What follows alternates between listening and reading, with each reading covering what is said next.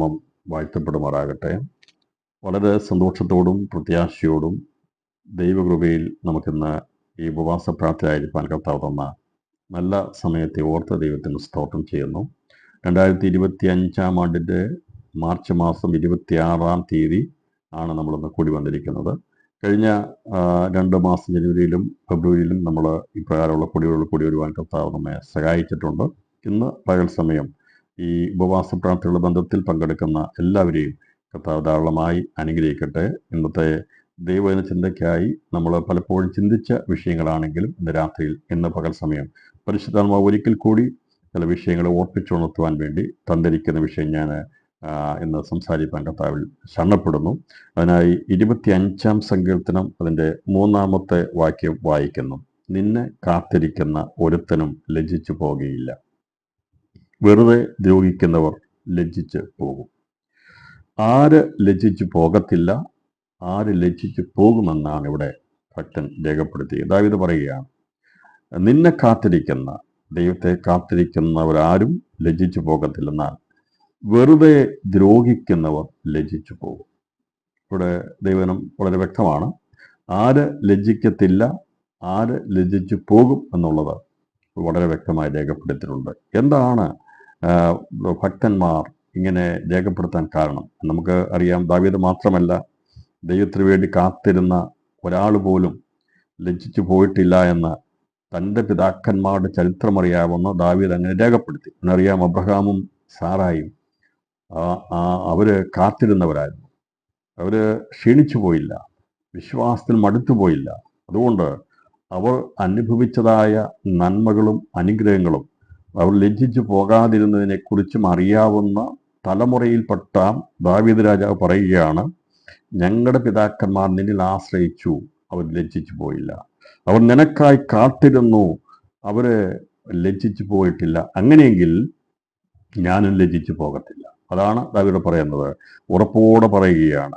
അതെ, ഇവിടെ മോളി പറയുന്ന, യഹോവേ നിങ്കിലേക്ക് ഞാൻ മനസ്സ് ഉയർത്തുന്നു, എൻ്റെ ദൈവമേ നിന്നെ ഞാൻ ആശ്രയിക്കുന്നു, ഞാൻ ലജ്ജിച്ചു പോകരുതേ, എൻ്റെ ശത്രുക്കൾ എൻ്റെ മേൽ ജയം ഘോഷിക്കരുതേ എന്ന് ദാവീദ് പറഞ്ഞിട്ട് 3-ാമത്തെ വാക്യത്തിൽ അഫർമേറ്റീവായിട്ട് വളരെ കൃത്യതയോടെ ധൈര്യത്തോടെ ഉറപ്പോടെ പറയുക. ഇത് പറഞ്ഞല്ലോ, അവൻ ആദ്യം പ്രാർത്ഥന തുടങ്ങുമ്പോൾ അവൻ്റെ മനസ്സ് ഉയർത്തി പ്രാർത്ഥിക്കുമ്പോൾ ഒരുപാട് പ്രതിസന്ധികൾ അവനുള്ളത്. അവന് ലജ്ജിച്ചു പോകുമോ, ശത്രുക്കൾ എൻ്റെ മേൽ ജയം ഘോഷിക്കുമോ, അല്ലെങ്കിൽ ഞാൻ പരാജിതനായി തീരുമോ എന്നുള്ളൊരു ഭീതിയോടെയാണ് അവൻ പ്രാർത്ഥിക്കുന്നത്. എന്നാൽ പ്രാർത്ഥന തുടങ്ങുമ്പോൾ ആത്മാവ് ദാവീദിനെ ശക്തീകരിച്ചു. അവൻ്റെ പിതാക്കന്മാരുടെ ചരിത്രം അവൻ്റെ ഉള്ളിലേക്ക് കൊണ്ടുവന്നു. അവനോട് ദൈവാത്മാവ് ഇടപെട്ടു. അവൻ പാടുവാനിടയായി തീർന്നു. അതേ, എൻ്റെ പിതാക്കന്മാരുടെ ചരിത്രം പഠിക്കുമ്പോൾ, അബ്രഹാമിനെയും ഇസ്ഹാക്കിനെയും യാക്കോബിനെയും ഒക്കെ ഞാൻ പഠിക്കുമ്പോൾ, ഇസ്രായേലിൻ്റെ ചരിത്രം പഠിക്കുമ്പോൾ എനിക്കൊരു കാര്യമറിയാം, അവർ കാത്തിരുന്നവരായിരുന്നു, അവരാരും ലജ്ജിച്ചു പോയിട്ടില്ല. അതുകൊണ്ട് ഞാനും ലജ്ജിച്ചു പോകത്തില്ല, വെറുതെ ദ്രോഹിക്കുന്നവർ ലജ്ജിച്ചു പോകുമെന്ന് ദാവീദ് ഇവിടെ പറയാൻ കഴിയാത്തത്. അപ്പോൾ ഇതാണ് നമ്മുടെ കുറിവാക്യമായിട്ട് നമ്മൾ എടുക്കുന്നത്. അപ്പോൾ യഹോവയ്ക്കായി കാത്തിരിക്കുന്നവർ, ദൈവത്തിനായി കാത്തിരിക്കുന്ന ഒരുത്തനും ലജ്ജിച്ചു പോകുകയില്ല. 2025 നമ്മുടെ ഹൃദയത്തിൽ എപ്പോഴും ഈ ഒരു വചനം നാം എപ്പോഴും പറയണം. അതെ, ഉറപ്പായി നാം നിക്ഷേപിക്കണം. ദൈവത്തിനായി ഞാൻ കാത്തിരിക്കുന്നതുകൊണ്ട് ഞാൻ ലജ്ജിച്ച് പോകുകയില്ല. കാരണം നമ്മളൊരു മനുഷ്യനെ കാത്തിരുന്നാൽ നമുക്ക് അത് വേണമെങ്കിൽ അത് നടക്കത്തില്ല. നാം വളരെ പ്രതീക്ഷയോടെ കാത്തിരിക്കുന്ന ചില വ്യക്തികളെ കാത്തിരിക്കും, പക്ഷെ അത് നടക്കാതെ വരുമ്പോൾ നാം അവിടെ എന്ത് ചെയ്യും? ലജ്ജിച്ചു പോകാൻ സാധ്യതയുണ്ട്. എന്നാൽ നമ്മെ ഒരു നാളും നമ്മെ കൈവിടാത്ത, നമ്മുടെ ആവശ്യങ്ങളെ തിരസ്കരിച്ച് കളയുന്ന ഒരുവനെ അല്ല നാം ആരാധിക്കുന്നത്. നമുക്ക് വേണ്ടി സകലവും നന്നായി തക്ക സമയത്ത് ചെയ്യുന്ന ദൈവത്തിലാണ് ഞാനും നിങ്ങളും വിശ്വസിച്ച് ആശ്രയിച്ച് കാത്തിരിക്കുന്നത്. അതുകൊണ്ട് കഴിഞ്ഞ ദീർഘവർഷങ്ങളായി കാത്തിരുന്നിട്ട്, വിടുതലിന് വേണ്ടി കാത്തിരുന്നിട്ട് ഞാൻ ലജ്ജിച്ചു പോകുമോ, അതിൽ നിന്ന് എനിക്ക് രക്ഷയില്ലയോ എന്നൊക്കെയുള്ള ഭാരത്തോടു കൂടിയാണെങ്കിൽ ഇന്ന് സന്ദേശം കേൾക്കുന്നെങ്കിൽ, ഹൃദയത്തിൻ്റെ അകത്തെ വേദനകൾ അറിയുന്ന കർത്താവിന് നമ്മളോട് സംസാരിപ്പാൻ കഴിയും. അവൻ വിടുവിച്ചാൽ വിടുതലാണ്.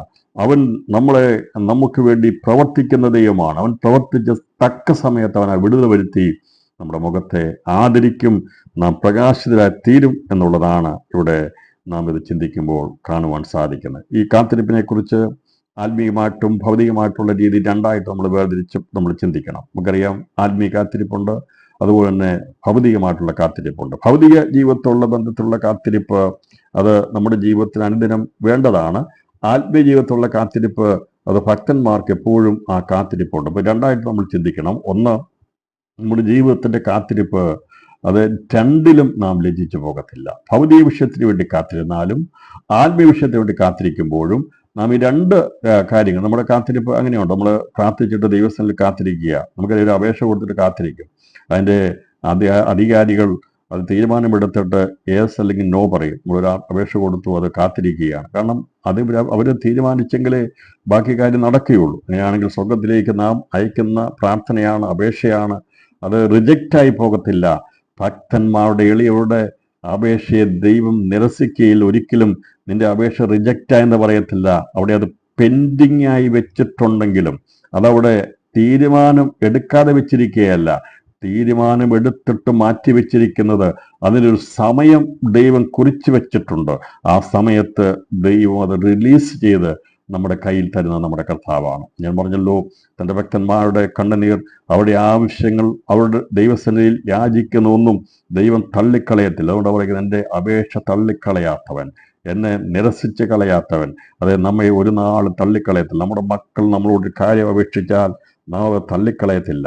നാം അത് ചെയ്യുവാൻ നാം എപ്പോഴും ബദ്ധാശ്രദ്ധകളായിരിക്കുമെങ്കിൽ, അതിൻ്റെ ഒരു സമയത്ത് അത് കൊടുക്കുമെങ്കിൽ. ഇപ്പോൾ ചെറിയ കുഞ്ഞ് ചോദിക്കുക, എനിക്ക് പപ്പ ഒരു കാറ് വാങ്ങിച്ചെണ്ണം ഓടിക്കാൻ എന്ന് പറഞ്ഞു കഴിഞ്ഞാൽ അവന് നമ്മൾ ഉടനെ കാറ് വാങ്ങിച്ചു കൊടുക്കത്തില്ല. 18 വയസ്സ് കഴിഞ്ഞ് ലൈസൻസ് ഒക്കെ എടുത്തിട്ട് വരട്ടെ മോനെ എന്ന് പറഞ്ഞ് കാത്തിരിക്കും. അവൻ ചെറുപ്പത്തിൽ പറയുക, 2 വയസ്സുള്ളപ്പോൾ, 5 വയസ്സുള്ള, 10 വയസ്സുള്ളപ്പോൾ കുഞ്ഞ് പറയുക, മോൻ പറയുക എനിക്കൊരു കാറ് വാങ്ങിച്ചെണ്ണെന്ന് പറഞ്ഞാൽ നമ്മൾ അവൻ്റെ അപേക്ഷ തള്ളിക്കളയാതെ അത് എന്ത് ചെയ്യും? പെൻഡിങ് ആയിട്ട് വെക്കും. കാരണം അവനൊരു പ്രായപൂർത്തിയായി അത് കൈകാര്യം ചെയ്യാനുള്ള സമയമാകുമ്പോൾ എന്ത് ചെയ്യും? അവനത് വാങ്ങിച്ചു കൊടുക്കും. അതിനെയാണ് കാത്തിരിപ്പെന്ന്, ദൈവത്തിന്റെ സമയം, തക്ക സമയം എന്ന് പറയുന്നത്. ഉദാഹരണം മനസ്സിലായി വിചാരിക്കുന്നല്ലോ. അപ്പോൾ നമ്മൾ ചോദിക്കുമ്പോൾ ദൈവത്തിനറിയാം, ഈ കാര്യം നീ ചോദിച്ചത് നല്ലതാണ്, പക്ഷേ അതിനൊരു സമയമുണ്ട്, അത് ആവശ്യത്തെങ്കിൽ ഞാൻ എന്ത് ചെയ്യും? അത് നൽകുമെന്ന് കർത്താവ് പറയുന്നു. മകൻ ലജ്ജിച്ചു പോകും, നീ പേടിക്കൊന്നും വേണ്ട, പ്രായമായിട്ടില്ല, വണ്ടി എന്ന് പറയുന്നത് നമ്മെ ഒരിക്കലും ലജ്ജിതനായി ആത്മീയ മേഖലയിലും അതുപോലെ ഭൗതിക കാത്തിരിപ്പിനെ കുറിച്ച് ഞാൻ വേഗത്തിൽ ചിന്തിക്കാം. ആദ്യമായി നാം ചിന്തിക്കാൻ പോകുന്നത് ഭൗതിക മേഖലയിലുള്ള കാത്തിരിപ്പാണ് നമുക്ക് എല്ലാവർക്കും ആവശ്യം. അതിനാണ് നമ്മൾ ആദ്യം മുൻതൂക്കം കൊടുക്കുന്നത്. അതുകൊണ്ട് ആവശ്യം എടുത്ത് സംസാരിക്കാതെ എങ്കിൽ മാത്രം ഉൾക്കൊള്ളുകയുള്ളൂ. ഞാൻ ആദ്യം ആത്മീയ വിഷയം പറഞ്ഞിട്ട് ഭൗതിക വിഷയത്തിന് പറഞ്ഞു കഴിഞ്ഞാൽ നിങ്ങളാരും അത് പെട്ടെന്ന് ഉൾക്കൊള്ളത്തില്ല. അതുകൊണ്ട് ഭൗതികമായിട്ടുള്ള ഒരു വിടുതൽ പ്രാപിക്കുന്നതിനെ കുറിച്ചുള്ള സന്ദേശം കൈമാറിയ ശേഷമായി എന്തിനു വേണ്ടിയാണ് നാം ആത്യന്തികമായി കാത്തിരിക്കുന്നത്, എന്താണ് കാത്തിരിക്കുന്ന സന്ദേശം കൂടി ഉൾക്കൊള്ളിച്ച് ഇന്നത്തെ ഈ സന്ദേശം അവസാനിപ്പിക്കാനാണ് കർത്താവ് ഞാൻ താല്പര്യപ്പെടുന്നത്. നമുക്ക് ലൂക്കോസ് സുവിശേഷം 8-ാം അധ്യായം 40-ാമത്തെ വാക്യം വായിക്കുമ്പോൾ ഇങ്ങനെ പറഞ്ഞിരിക്കുന്നത്, യേശു മടങ്ങി വന്നപ്പോൾ പുരുഷാരം അവനെ സന്തോഷത്തോടെ കൈക്കൊണ്ടു. അവർ എല്ലാവരും അവനായിട്ട് കാത്തിരിക്കുകയായിരുന്നു. എന്തിനു വേണ്ടിയാണ് അവർ കാത്തിരുന്നത്? നമുക്കറിയാം, യേശു ഗലീലയിൽ അവൻ്റെതായ ശുശ്രൂഷകൾ ചെയ്ത് നിരവധി അത്ഭുതങ്ങളും അടയാളങ്ങളും പ്രവൃത്തികളും ചെയ്ത് തൻ്റെ അമ്മയ്ക്കും സഹോദരന്മാർക്കും വന്നപ്പോൾ അവർക്ക് പോലും അടുത്ത് വന്ന് സംസാരിക്കാൻ കഴിയാത്ത വിധത്തിൽ യേശു ശുശ്രൂഷയാൽ അവൻ ശക്തിപ്പെട്ട് ഗലീലയിൽ ഉടനീളം പട്ടണം തോറും ഗ്രാമങ്ങൾ തോറും ശുശ്രൂഷിച്ചു പോരുന്ന ക്രിസ്തു യേശു ഒരു ദിവസം തടാകത്തിന്റെ അക്കരയ്ക്ക് പോയിട്ട് അവിടെ കടന്നു ചെന്ന് ഗലീലയ്ക്ക് നേരെയുള്ള ഭാഗത്തും പോകുമ്പോൾ ഗദരന്യയുടെ ദേശത്തെത്തി അവിടെ ഭൂതം പിടിച്ചവനെ സൗഖ്യമാക്കി യേശു മടങ്ങി വരുന്ന സമയത്തെക്കുറിച്ചാണ് ഇവിടെ രേഖപ്പെടുത്തിയിരിക്കുന്നത്. അപ്പൊ യേശു മടങ്ങി വന്നപ്പോൾ പുരുഷാരം അവനെ സന്തോഷം കൈക്കൊണ്ടു. അവർ എല്ലാവരും അവനായിട്ട് കാത്തിരിക്കുകയായിരുന്നു. എന്തിനു വേണ്ടിയാ കാത്തിരിക്കുന്ന അറിയണമെങ്കിൽ ഈ 7-ാമത്തെ അധ്യായം അതിൻ്റെ 49-ാമത്തെ വാക്യം വായിക്കണം. എന്തിനു വേണ്ടിയാണ് ജനം കാത്തിരുന്നത്? എന്തുകൊണ്ടാണ് കാത്തിരുന്നത് ചോദിച്ചാൽ, അവനോടുകൂടെ പന്തിയിലിരുന്നവർ പാപമോചനം കൊടുക്കുന്നവൻ ആർ എന്ന് തമ്മിൽ പറഞ്ഞു തുടങ്ങി. അവനോ, സ്ത്രീയെ, നിന്റെ വിശ്വാസം നിന്നെ രക്ഷിച്ചിരിക്കുന്നു, സമാധാനത്തോടെ പോക എന്ന് പറഞ്ഞ 9-ാം വാക്യം. യേശുവിന് വേണ്ടി കാരണം ഏത് വിഷയമാണ്, ആർക്കും പരിഹരിക്കാൻ കഴിയാത്ത വിഷയമാണെങ്കിലും യേശുവിൻ്റെ അടുക്കൽ വരുമ്പോൾ അതിന് പരിഹാരമുണ്ട്, രക്ഷയുണ്ട്, സമാധാനത്തോടെ പോകുവാൻ കഴിയും. അതുകൊണ്ടാണ് കാത്തിരിക്കുന്നത്. അപ്പൊ ക്രിസ്തുവിന്റെ അടുക്കൽ വന്നു കഴിഞ്ഞാൽ ഈ ജനത്തിന് അറിയാമായിരുന്നു, അവരുടെ പുരോഹിതന്മാരുടെ അടുക്കൽ പോകുന്നത് പോലെയല്ല, അവരന്ന് ആചരിച്ചു വന്നതുപോലെ ആ യെരുശലേം ദേവാലയത്തിൽ പോയിട്ട് വരുമ്പോഴൊന്നും അവർക്ക് വിടുതൽ കിട്ടിയിരുന്നില്ല, അവർക്ക് സമാധാനം കിട്ടിയിരുന്നില്ല. പിന്നെ എല്ലാ വർഷവും പോയി ചെയ്യേണ്ട കാര്യങ്ങളൊക്കെ ചെയ്ത് പോരുന്ന ഒരവസ്ഥയായിരുന്നെങ്കിൽ അതിന് മാറ്റം വന്നു തുടങ്ങിയത് നസ്രയൻ യെരുശലേമിൽ വന്നതോടു കൂടിയാണ്. അവൻ ലോകത്തിൽ വന്നതോടു കൂടിയാണ് ലോകത്തിന് മാറ്റം സംഭവിക്കാൻ തുടങ്ങിയത്.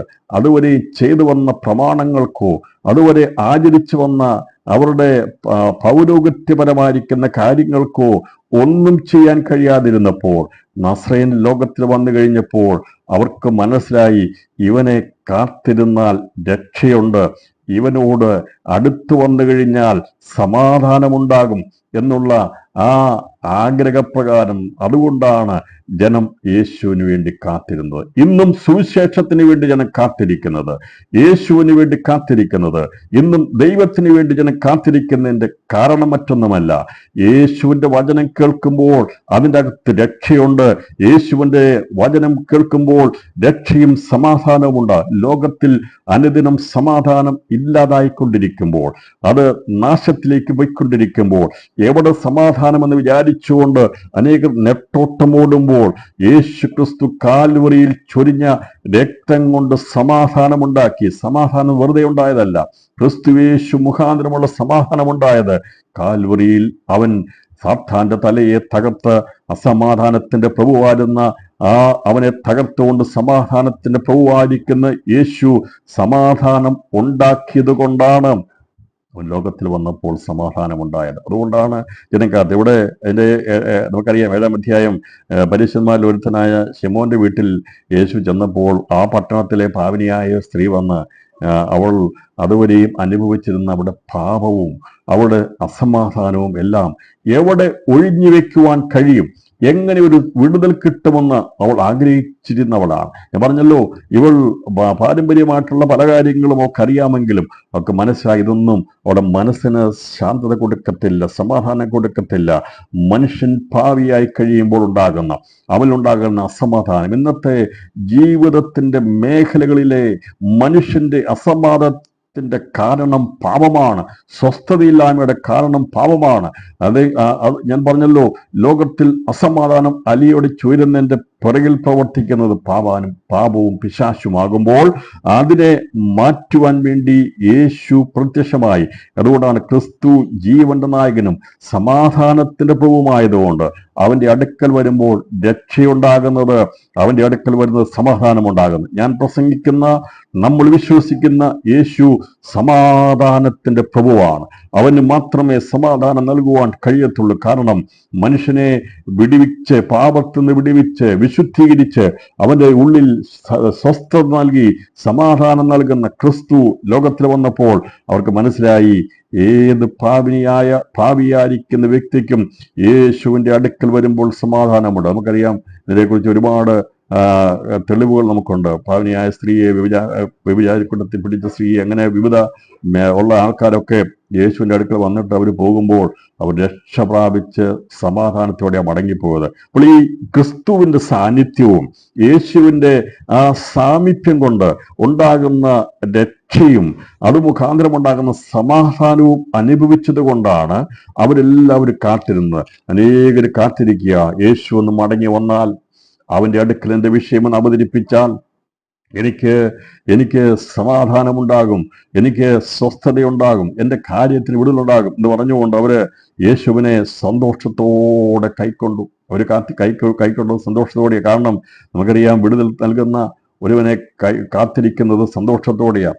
നിങ്ങൾക്കറിയാമല്ലോ, പ്രശസ്തരായിരിക്കുന്ന വിടുതൽ നൽകുന്ന ഡോക്ടർക്ക് വേണ്ടി ഒരാൾ രോഗി കാത്തിരിക്കുന്ന അവൻ കാത്തിരിക്കുക. ഡോക്ടറെ കാണുമ്പോൾ സന്തോഷമുണ്ട്, ഇപ്പോൾ എൻ്റെ കാര്യത്തിന് വിടുതലുണ്ടാകുമെന്ന്. അങ്ങനെ എവിടെയെങ്കിലും വിടുതലുണ്ടാകുമെന്ന് കാണുമ്പോൾ മനുഷ്യന്റെ ഉള്ളിൽ ഒരു സന്തോഷത്തിന്റെ തിരുനാളം ഉയരും. അതുവരെ ഉണ്ടായിരുന്ന നിരാശ മാറി പ്രത്യാശ വരുന്നു പോലെ യേശു മടങ്ങി വന്നെന്ന് കേട്ടപ്പോൾ ഗലീലയിലുള്ള പുരുഷാരം അവനെ സന്തോഷത്തോടെ കൈക്കൊണ്ടു. അവർ എല്ലാവരും അവനായിട്ട് കാത്തിരിക്കുകയായിരുന്നു. അവിടെ ഉണ്ടായിരുന്ന എല്ലാവരും അവന് വേണ്ടി കാത്തിരിക്കുകയായിരുന്നു. കാരണം ഞാൻ പറഞ്ഞു, ചുരുക്കം ചില ദിവസങ്ങൾ കൊണ്ട് യേശു ക്രിസ്തുവിന്റെ ശ്രുതി പരന്നു. അവൻ മുഖാന്തരം അനുഭവിച്ച നന്മകളും അവൻ നൽകുന്ന സമാധാനം അനുഭവിച്ചപ്പോൾ അവിടെ അസ്വസ്ഥമായിരുന്ന അലതല്ലിയിരുന്ന അലതല്ലിയിരുന്ന കുടുംബങ്ങളിൽ സമാധാനമുണ്ടായി. ഇന്ന് പകൽ സമയം ദൂത് അറിയിക്കുമ്പോഴും അസമാധാനം കുടികെട്ടി നിൽക്കുന്ന, അസമാധാനം ഉള്ളിൽ വിങ്ങി വല്ലാതെ ഭാരപ്പെടുന്ന ജീവിതങ്ങളെ യേശുവിന്റെ വചന മുഖാന്തരം ഇന്ന് പകൽ സമയം പരിശുദ്ധാത്മാവ് റിലീസ് ചെയ്യുക. യേശുവിന്റെ അടുക്കൽ ആര് വന്ന് കേട്ടാലും അവന്റെ ശബ്ദം കേൾക്കുമ്പോൾ ആ ശബ്ദത്തിനകത്ത് അടങ്ങിയിരിക്കുന്ന രക്ഷയുണ്ട്, വിടുതലുണ്ട്. അത് സമാധാനം നൽകുന്നതാണ്. ക്രിസ്തുവിന്റെ അടുക്കൽ വന്നു കഴിയുമ്പോൾ ഉണ്ടാകുന്ന ആശ്വാസവും വിടുതലുമാണ് ദൈവത്തിന്റെ വചനത്തോടെ വ്യാപരിക്കുന്നത്. ഈ പകൽ സമയം ദൈവത്തിന്റെ പരിശുദ്ധാത്മാവ് സംസാരിക്കുമ്പോൾ അതേ ശക്തിയാണ് വചനമായി വ്യാപരിച്ചുകൊണ്ടിരിക്കുന്നത്. അതുകൊണ്ട് ദാവീദ് പറഞ്ഞതുപോലെ അവനായി കാത്തിരിക്കുന്ന ഒരുത്തനും ലജ്ജിച്ചു പോകുകയില്ല. നമ്മൾ ആരെയും വെറുതെ ഉപദ്രവിക്കത്തില്ല. നമ്മൾ ഒരു ആളെ പോലും ഉപദ്രവിക്കത്തില്ല. കാരണമുണ്ടെങ്കിൽ പോലും ഉപദ്രവിക്കത്തില്ല. കാരണം നമ്മുടെ പദ്ധതിയല്ല ഉപദ്രവം എന്നുള്ളത്. നമ്മുടെ കാര്യം മറ്റുള്ളവരെ സഹായിക്കുക എന്നുള്ളതാണ്. ദൈവമക്കളെ, ക്രിസ്തു കാണിച്ച മാതൃകയാണ് ദൈവമക്കൾക്ക്. നമ്മളാരെയും ഉപദ്രവിക്കത്തില്ല.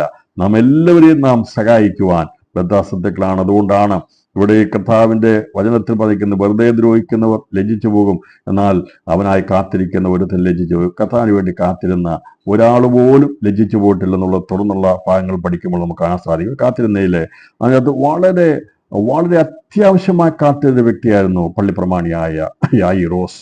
അവിടെ ഒരുപാട് പേര് അവനെ സന്തോഷത്തോടെ കൈക്കൊണ്ടപ്പോൾ ഈ നീറിയ ഹൃദയവുമായി ഒരു വിങ്ങലോട് കൂടി എന്ത് സംഭവിക്കും എന്നുള്ളത് അവൻ അറിയാമായിരുന്നു. വളരെ അത്യാസന്ന നിലയിൽ കിടക്കുന്ന അവന്റെ മകൾ മരിച്ചു പോകുമെന്ന് അവൻ അറിയാമായിരുന്നു. ആ വേദനയോടെയാണ് അവൻ യേശുവിന് വേണ്ടി കാത്തിരിക്കുന്നത്. അവിടെ മറ്റുള്ള പലരും കാത്തിരുന്നതിനേക്കാൾ വ്യത്യസ്തമായിട്ടൊരു കാത്തിരിപ്പായിരുന്നു യായിറോസിനുണ്ടായിരുന്നത്. അനേകര് വരുമ്പോൾ ഞാൻ വിചാരിക്കുന്ന പല പടകുകളും അവിടെ വന്ന് ആൾക്കാരിറങ്ങുമ്പോൾ യായിറോസ് നോക്കുന്നത് യേശു എന്ന ഗുരു വന്നിട്ടുണ്ടോ എന്ന. കാരണം അവനറിയാമായിരുന്നു, യേശുവിനെ കണ്ടു കഴിഞ്ഞ് യേശുവിന്റെ അടുക്കൽ കാര്യം പറഞ്ഞു കഴിഞ്ഞാൽ എനിക്ക് രക്ഷയുണ്ടാകും, സമാധാനമുണ്ടാകും, വിടുതലുണ്ടാകുമെന്നുള്ള പ്രതീക്ഷയോടെ കാത്തിരിക്കുക. ഇന്ന് പകൽ സമയം ആരെങ്കിലും യായിറോസിനെ പോലെ വലിയ തീവ്രമായ വേദനയോടുകൂടി യേശുവിന് വേണ്ടി കാത്തിരിക്കുന്നുണ്ടെങ്കിൽ ഇന്ന് ദൈവവചനത്തിന്റെ ശക്തി വ്യാപരിക്കുന്നുണ്ട്. നിന്നെ കാത്തിരിക്കുന്ന യേശുവിനെ കാത്തിരിക്കുന്ന ഒരുത്തൻ പോലും ലജ്ജിച്ചു പോകത്തില്ല. അവന് വേണ്ടി തീവ്രതയോടെ യേശുവിന് കാത്തിരിക്കുമ്പോൾ യേശുവിനറിയാം, ഇവിടെ നിൽക്കുന്ന ജനക്കൂട്ടത്തെ മുഴുവൻ അറിയാം. അതുകൊണ്ടാണ് പ്രത്യേകമായി യായിറോസിന്റെ കാര്യം എടുത്തു പറഞ്ഞത്. അവിടെ കൂടി വന്ന എല്ലാവർക്കും പ്രശ്നമുണ്ടായിരുന്നു, അവർക്കെല്ലാം ആവശ്യമുണ്ടായിരുന്നു, വിവിധങ്ങളായ വിഷയങ്ങളുണ്ടായിരുന്നു. എന്നാൽ വളരെ അത്യാവശ്യമായ യേശുവിനെ കണ്ടിട്ട് മാത്രമേ വിഷയങ്ങൾക്ക് പരിഹാരം ഉണ്ടാകുകയുള്ളൂ എന്നുള്ള വലിയ ശുഷ്കാന്തിയോടെ കാത്തുനിന്ന ഒരു യായിറോസ്. അങ്ങനെയല്ലേ ഞാനും നിങ്ങളും പലപ്പോഴും പല സന്ദർഭങ്ങളായിട്ടുള്ളത്. അത് വലിയ അത്യാവശ്യത്തോടെ ആര് ആശ്വസിപ്പിച്ചാലും ആരടുത്തുണ്ടെങ്കിലും അതിൽ നിന്നൊരു ആശ്വാസം കൊള്ളാത്ത വിധത്തിൽ വല്ലാതെ വിഷമിച്ച് ഭാരപ്പെട്ട് ഈ ദൈവത്തിന് വേണ്ടി കാത്തിരിക്കുമ്പോൾ യായിറോസേ, നിന്നെ ലജ്ജിപ്പിക്കുന്നവനല്ല സ്വർഗീയ ദൈവം, നിന്റെ കാത്തിരിപ്പിന് മറുപടി ഉണ്ടാകും. ഇന്ന് പകൽസമയം നീ പേര് പറഞ്ഞോ. ഈ വിഷയം, ഈ വചനം കേൾക്കുന്ന ദൈവമക്കൾ ഏതെങ്കിലും വിഷയത്തിൽ വല്ലാതെ ഭാരപ്പെട്ട് നുറുങ്ങി തകർന്നാണ് ഇരിക്കുന്നെങ്കിൽ യായിറോസിനെ പോലെ ദൈവത്തിന്റെ ആത്മാവിന് നിന്നെ കാണുകയാ. ഇന്ന് നിന്നോടും എന്നോട് സംസാരിക്കുന്നത് നിന്റെ അവസ്ഥകൾ കണ്ടുകൊണ്ട് മറ്റുള്ള വ്യത്യസ്തമായ വേദന അനുഭവിക്കുന്ന ജീവിതങ്ങളെ ഇന്ന് പകൽസമയം നിന്റെ വേദന മാറ്റി നിന്റെ ഹൃദയത്തിന്റെ തകർച്ച മാറ്റുവാൻ യേശുവിന്റെ വചനം ക്രിയ ചെയ്യുകയാണ്. ഏത് വിഷയമാണോ ഭാരമായി കിടക്കുന്നത് ആ വിഷയത്തിന്മേൽ യേശു സന്ദർശിക്കാൻ പോകുകയാണ്. അവൻ ഇവിടെ വന്ന് കാത്തിരിക്കുമ്പോൾ അവൻ കാത്തിരിക്കുന്നത് വിട്ടിട്ട് പോകുന്ന ഒരു മകളെയാണ്. നമുക്കറിയാം, അവൾക്ക് വളരെ ദൂരെയായി അവൻ അവൻ അവൻ അത്യാസന്നമായിരിക്കുന്ന മകളെ വിട്ടിട്ട് ഇനി മറ്റൊരു മാർഗമില്ല. എല്ലാ കാര്യങ്ങളും ചെയ്തിട്ടും ഒരു പ്രയോജനമില്ലാതെ ആ മകളെ ആ മരണക്കിടക്കയിൽ അവൻ വിട്ടിട്ട് പോന്നിരിക്കുക. രോഗക്കിടക്ക മാറി മരണക്കിടക്കയായി. അവിടെ നിന്നൊരു വിടുതലില്ല എന്ന് ഈ പ്രമാണിക്ക് മനസ്സിലായി, യായിറോസിന് മനസ്സിലായി. എന്തെല്ലാം ചെയ്താലും പ്രയോജനമില്ല എന്ന് മനസ്സിലായത് കൊണ്ടാണ് അവൻ പ്രയോജനം കിട്ടുന്ന രക്ഷകനായിരിക്കുന്ന വിടുതൽ നൽകുന്ന യേശുവിന്റെ കാത്തിരിക്കുന്നത്. ഇവനെ കർത്താവിനെ അറിയാമായിരുന്നു. ഇവന്റെ അടുക്കൽ യേശു എത്തുവാൻ വഴി അവനോട് കാത്തിരിക്കുകയായിരുന്നു. അപ്പോൾ പള്ളിപ്രമാണിയായ യായിറോസ് എന്ന പേരുള്ള ഒരു മനുഷ്യൻ വന്ന് യേശുവിന്റെ കാൽക്കൽ വീണു. ആവശ്യമുണ്ടോ, അത്യാവശ്യമാണോ കാൽക്കൽ വീണു? പ്രാർത്ഥനയ്ക്കൊക്കെ മാറ്റമുണ്ട്.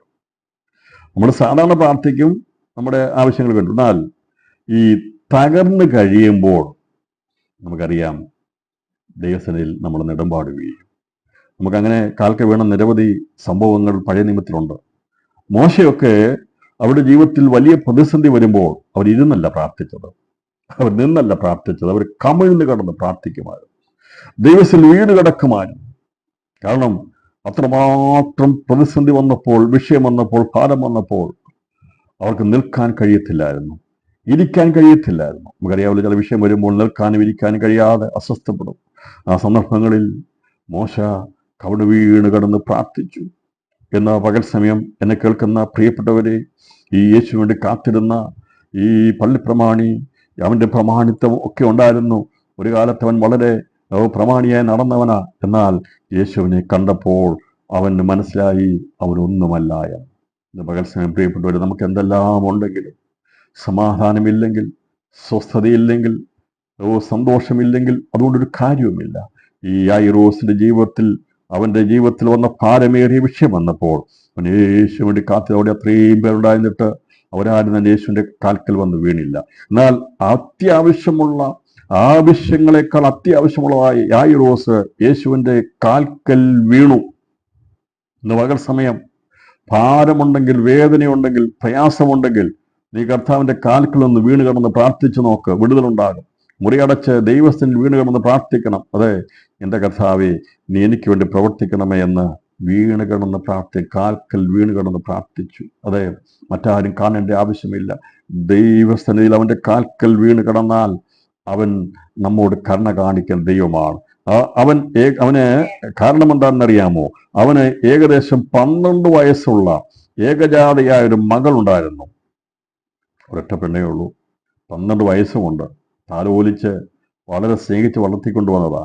ഇനി അവൻ ആ പ്രമാണിയായിരിക്കുന്ന വീടിന്റെ മുഴുവനും അവകാശിയായി തീരേണ്ട ഏകജാതിയായ മകള് അവൾ മരിപ്പാറായതുകൊണ്ട് തൻ്റെ വീട്ടിൽ വരണമെന്ന് അവളോട് അപേക്ഷിച്ചു. മറ്റൊന്നുമല്ല താഴെകിടന്ന് പറഞ്ഞ് അവന്റെ വിഷയം അവതരിച്ചു.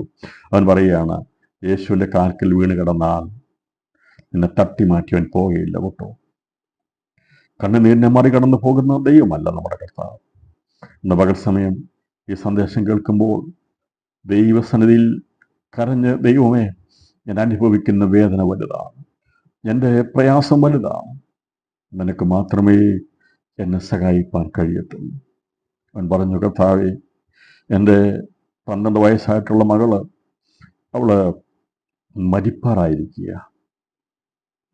അതെ, മരിപ്പാറായിരിക്കുക. 12 വയസ്സ് വരെ എല്ലാ വർഷവും ബർത്ത്ഡേ ആഘോഷിച്ചതാണ്. എല്ലാ വർഷവും അവൾക്ക് പുതിയ ഡ്രസ്സൊക്കെ വാങ്ങിച്ചു കൊടുത്തതാണ്.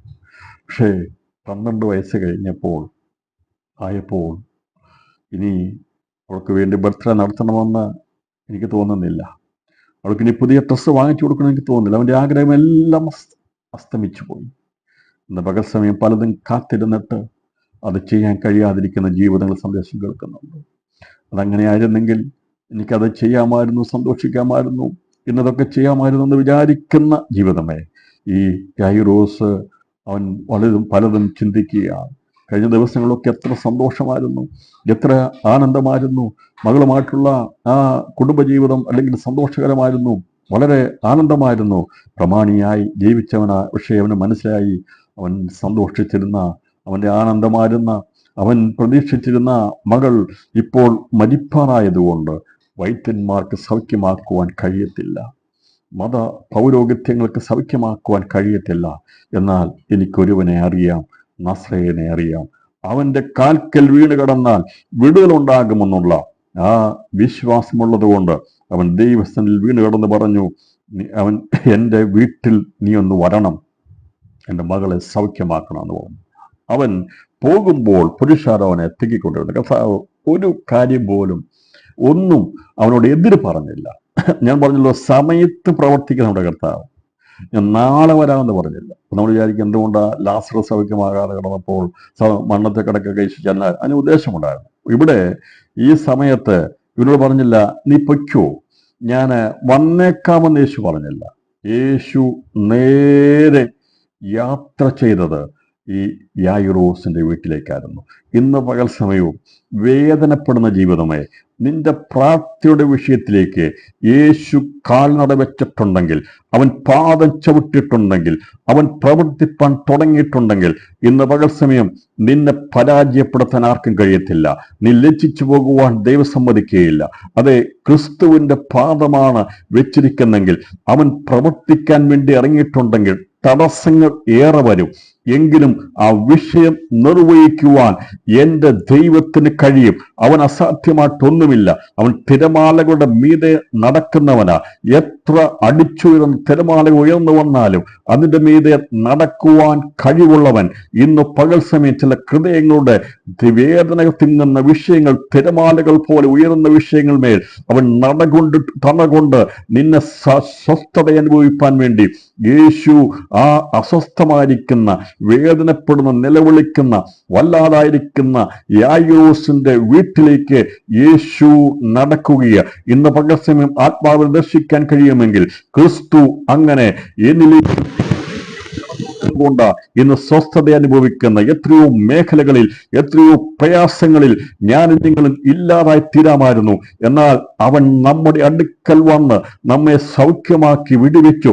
പ്രശ്നങ്ങൾക്ക് പരിഹാരം തന്ന ദൈവത്തിന് 2025 നാം ഒന്നിച്ച് സ്തോത്രം ചെയ്യണം. കഴിഞ്ഞ കാലങ്ങളെ ഓർത്ത് ദൈവത്തിന് സ്തോത്രം ചെയ്യണം. ആരുമില്ലാതിരുന്ന വേളകളിൽ, ഒറ്റപ്പെട്ട നിമിഷങ്ങളിൽ, സഹായത്തിന് ഒന്നും പ്രതീക്ഷയില്ലാത്ത സമയങ്ങളിൽ കൈവിടാത്തവൻ കൂടെ വന്ന് നമ്മുടെ അടുക്കൽ വന്ന് നമ്മെ വിടുവിച്ച ദൈവസ്നേഹത്തിനായി ഇന്ന് പകൽ സമയം ഉപവാസ പ്രാർത്ഥനയിൽ കരങ്ങളുയർത്തി സ്തോത്രം ചെയ്ത് യേശു പാദം വെച്ചിട്ടുണ്ടെങ്കിൽ പരാജയപ്പെടത്തില്ല. അവൻ വിഷയം ഏറ്റെടുത്തിട്ടുണ്ടെങ്കിൽ, അവൻ വരാമെന്ന് പറഞ്ഞിട്ടുണ്ടെങ്കിൽ, അവൻ സഞ്ചരിച്ചാൽ, അവൻ അടുത്തു വന്നാൽ വിടുതലാണ്. അപ്പോൾ ഇവിടെ നമുക്ക് കാണാൻ സാധിക്കുന്നത്, ഈ യായിറോസിന് സന്തോഷമായി, യേശു എന്നോട് കൂടെ വരുന്നുണ്ട്. അവന്റെ ഹൃദയത്തിന്റെ പ്രതീക്ഷ വർദ്ധിപ്പാനിടയാറ്റുന്നു. എന്റെ കൂടെ വരുന്നത് ഞാൻ ഒരിക്കലും അങ്ങനെ പ്രതീക്ഷിച്ചല്ല യേശു എൻ്റെ കൂടെ വരുമെന്നുള്ളത്. എന്നാൽ അവൻ അറിയാമായിരുന്നു തകർന്ന ഹൃദയത്തെ നിരസിക്കാത്ത കർത്താവ്.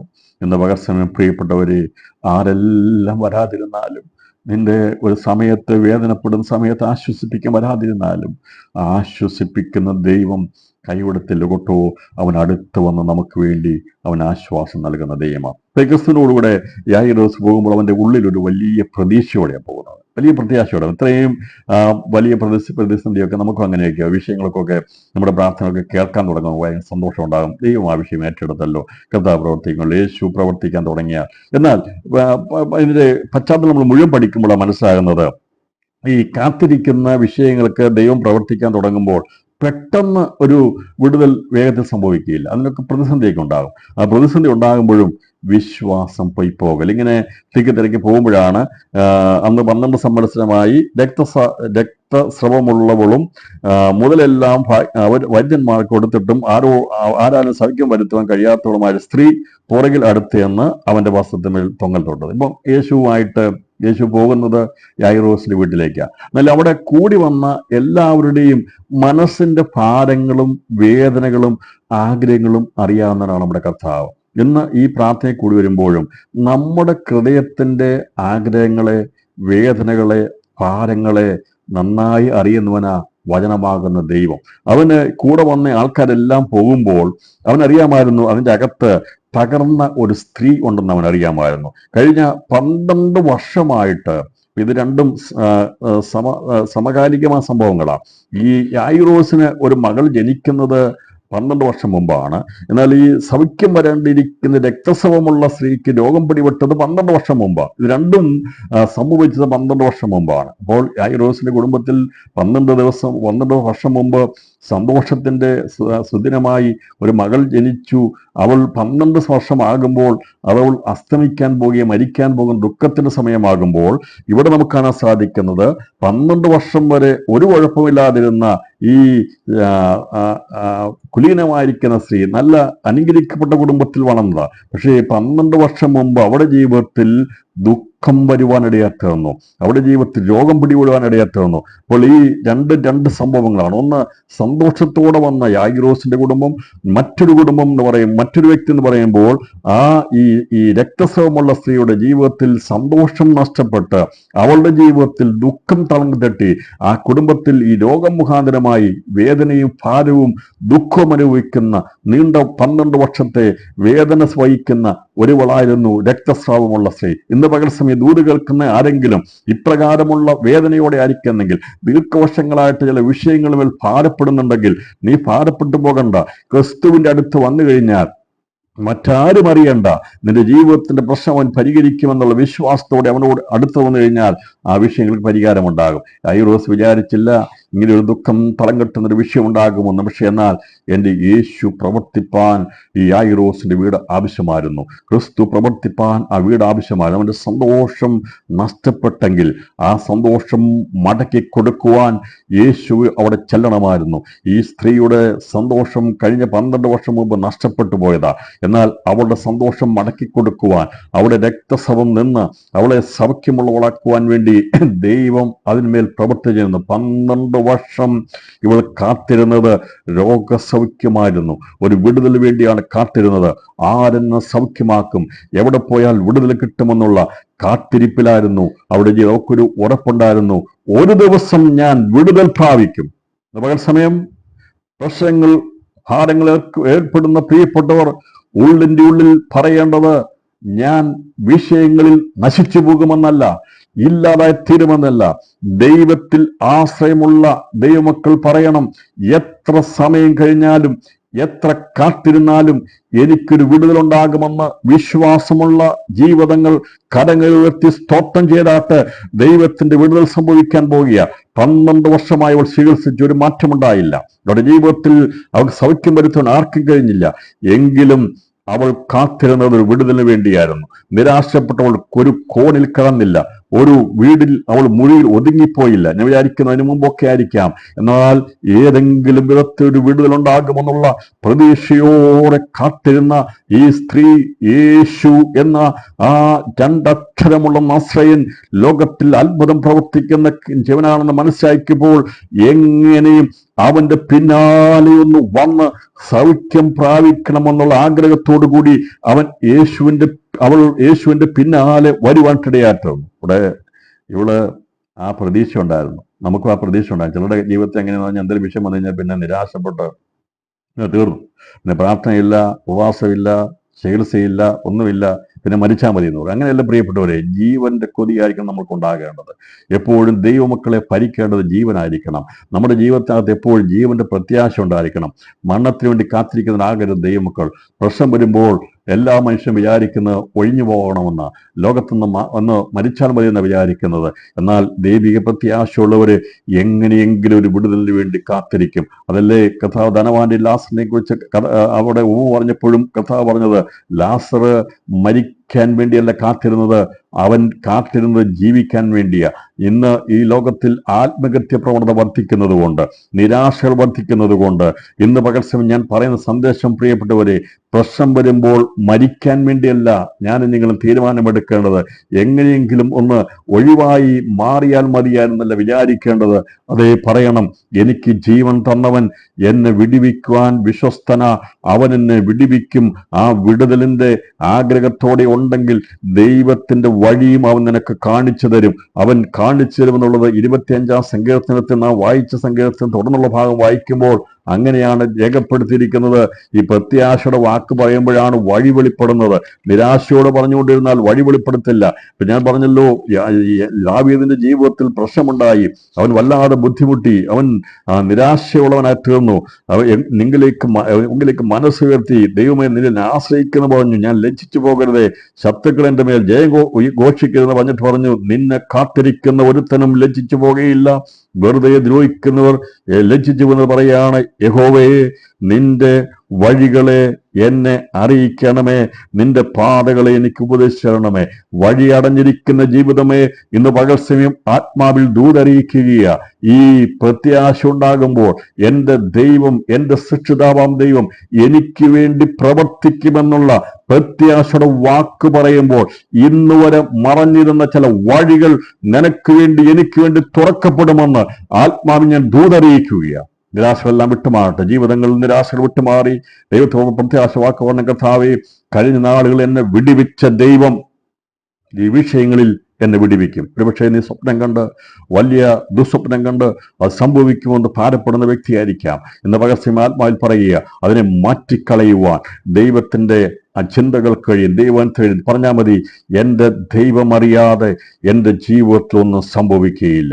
അതേ, അശുഭകരമായ കാര്യങ്ങൾ സംഭവിക്കുമെന്ന് മനസ്സിൽ ആദികൊള്ളുന്ന, വേദനപ്പെടുന്ന ചില ജീവിതങ്ങളോട് ഇന്ന് പകൽസമയം ദൈവാത്മാവ് പറയുക, നീ ഭാരപ്പെട്ടു പോകണ്ട.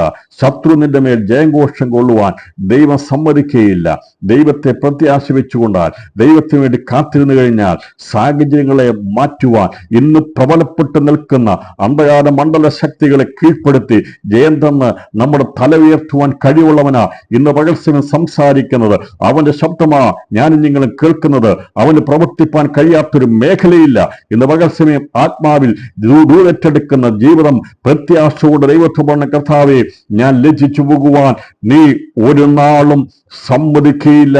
എല്ലാവരും ഉച്ചത്തിൽ പറഞ്ഞാട്ട്, എന്റെ ദൈവത്തിന് വേണ്ടി ഞാൻ കാത്തിരിക്കുന്നതുകൊണ്ട് ഞാൻ ലജ്ജിച്ചു പോകുവാൻ സമ്മതിക്കുകയില്ല. അവൻ തന്റെ വഴി എനിക്ക് കാണിച്ചു തരും.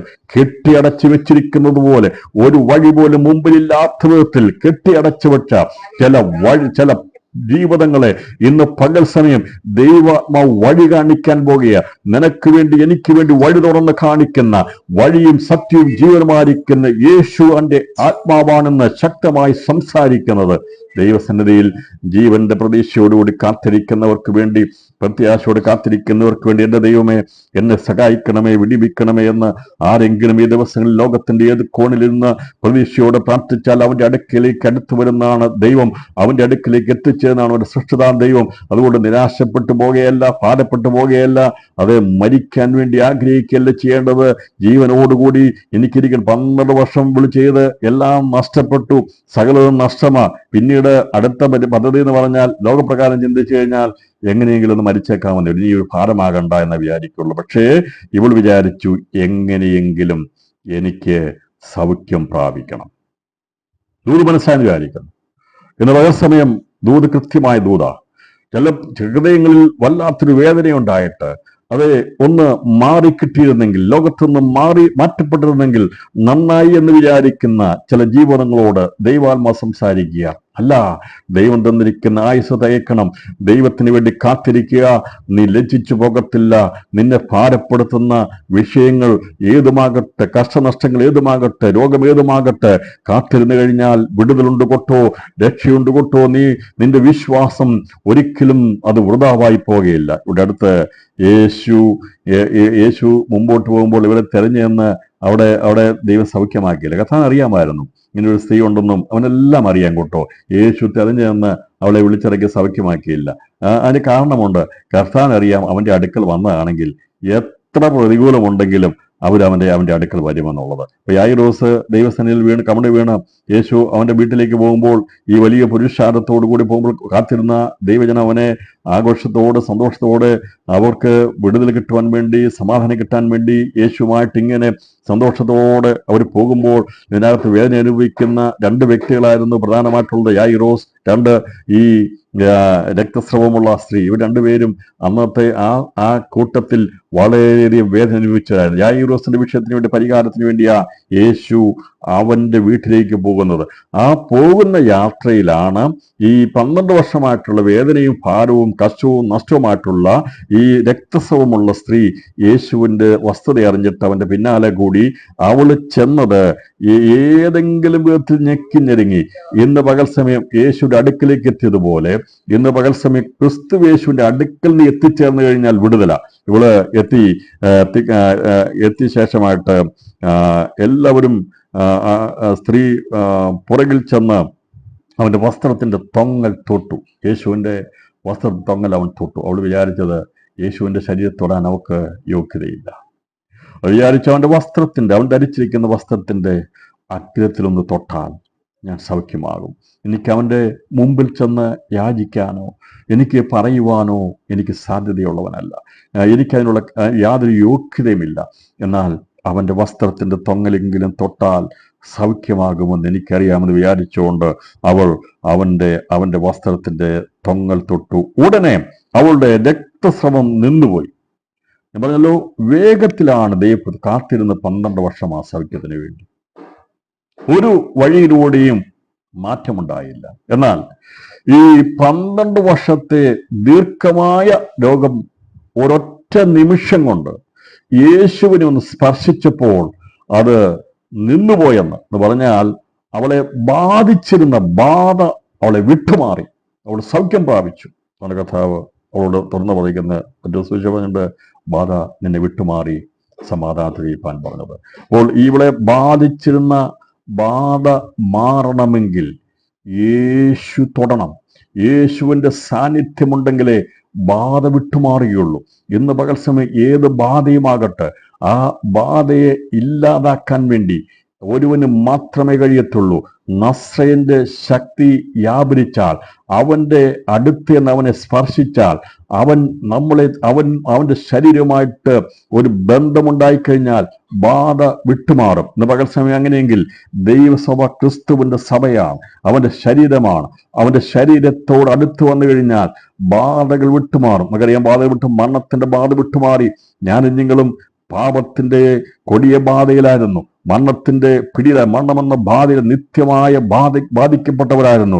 എന്നാൽ യേശുവാകുന്ന അവന്റെ ശരീരമാകുന്ന സഭയെക്കുറിച്ചുള്ള ദർശനം ലഭിച്ചു കഴിഞ്ഞപ്പോൾ അവന്റെ അടുക്കൽ നാം അവന്റെ സഭയിലേക്ക് വന്നതോടുകൂടി മരണത്തിന്റെ കൊടിയ ബാധയിൽ നിന്ന്, നിത്യമായ ബാധയിൽ നിന്ന് വിടുതൽ പ്രാപിച്ച ദൈവജനമാണ് ഇന്ന് പകൽ സമയം ഇവിടെ ദൈവത്തെ ആരാധിക്കുന്നത്. ഈ സന്ദേശം കേൾക്കുന്നവർ യേശു ക്രിസ്തുവാകുന്ന ശരീരമാകുന്ന സഭയോട് ബന്ധപ്പെട്ടുണ്ടെങ്കിൽ പ്രിയപ്പെട്ടവരെ, നമ്മളെ നിത്യമായിരിക്കുന്ന ബാധയായിരിക്കുന്ന മരണം നമ്മളെ വിട്ടുമാറി നിത്യജീവൻ വാഴുന്നവരായി തീരുവാൻ ദൈവത്തിന് കൃപ തോന്നുവാൻ കർത്താവിന് കാണുന്ന തോന്നി. അപ്പോൾ നമ്മളെല്ലാവരും ബാധിക്കപ്പെട്ടവരായിരുന്നു, മരണത്താൽ പാപത്താൽ ബാധിക്കപ്പെട്ടവരായിരുന്നു. എന്നാൽ യേശുവിന്റെ അടുക്കൽ അവന്റെ സഭയോട് ചേർന്നുകൊണ്ട് ദിനം പ്രതി സഭയോട് ചേർത്തുകൊണ്ടിരുന്നതിന്റെ അർത്ഥം ബാധയുണ്ടായിരുന്ന അനേകരെ ദൈവം എന്ത് ചെയ്തു?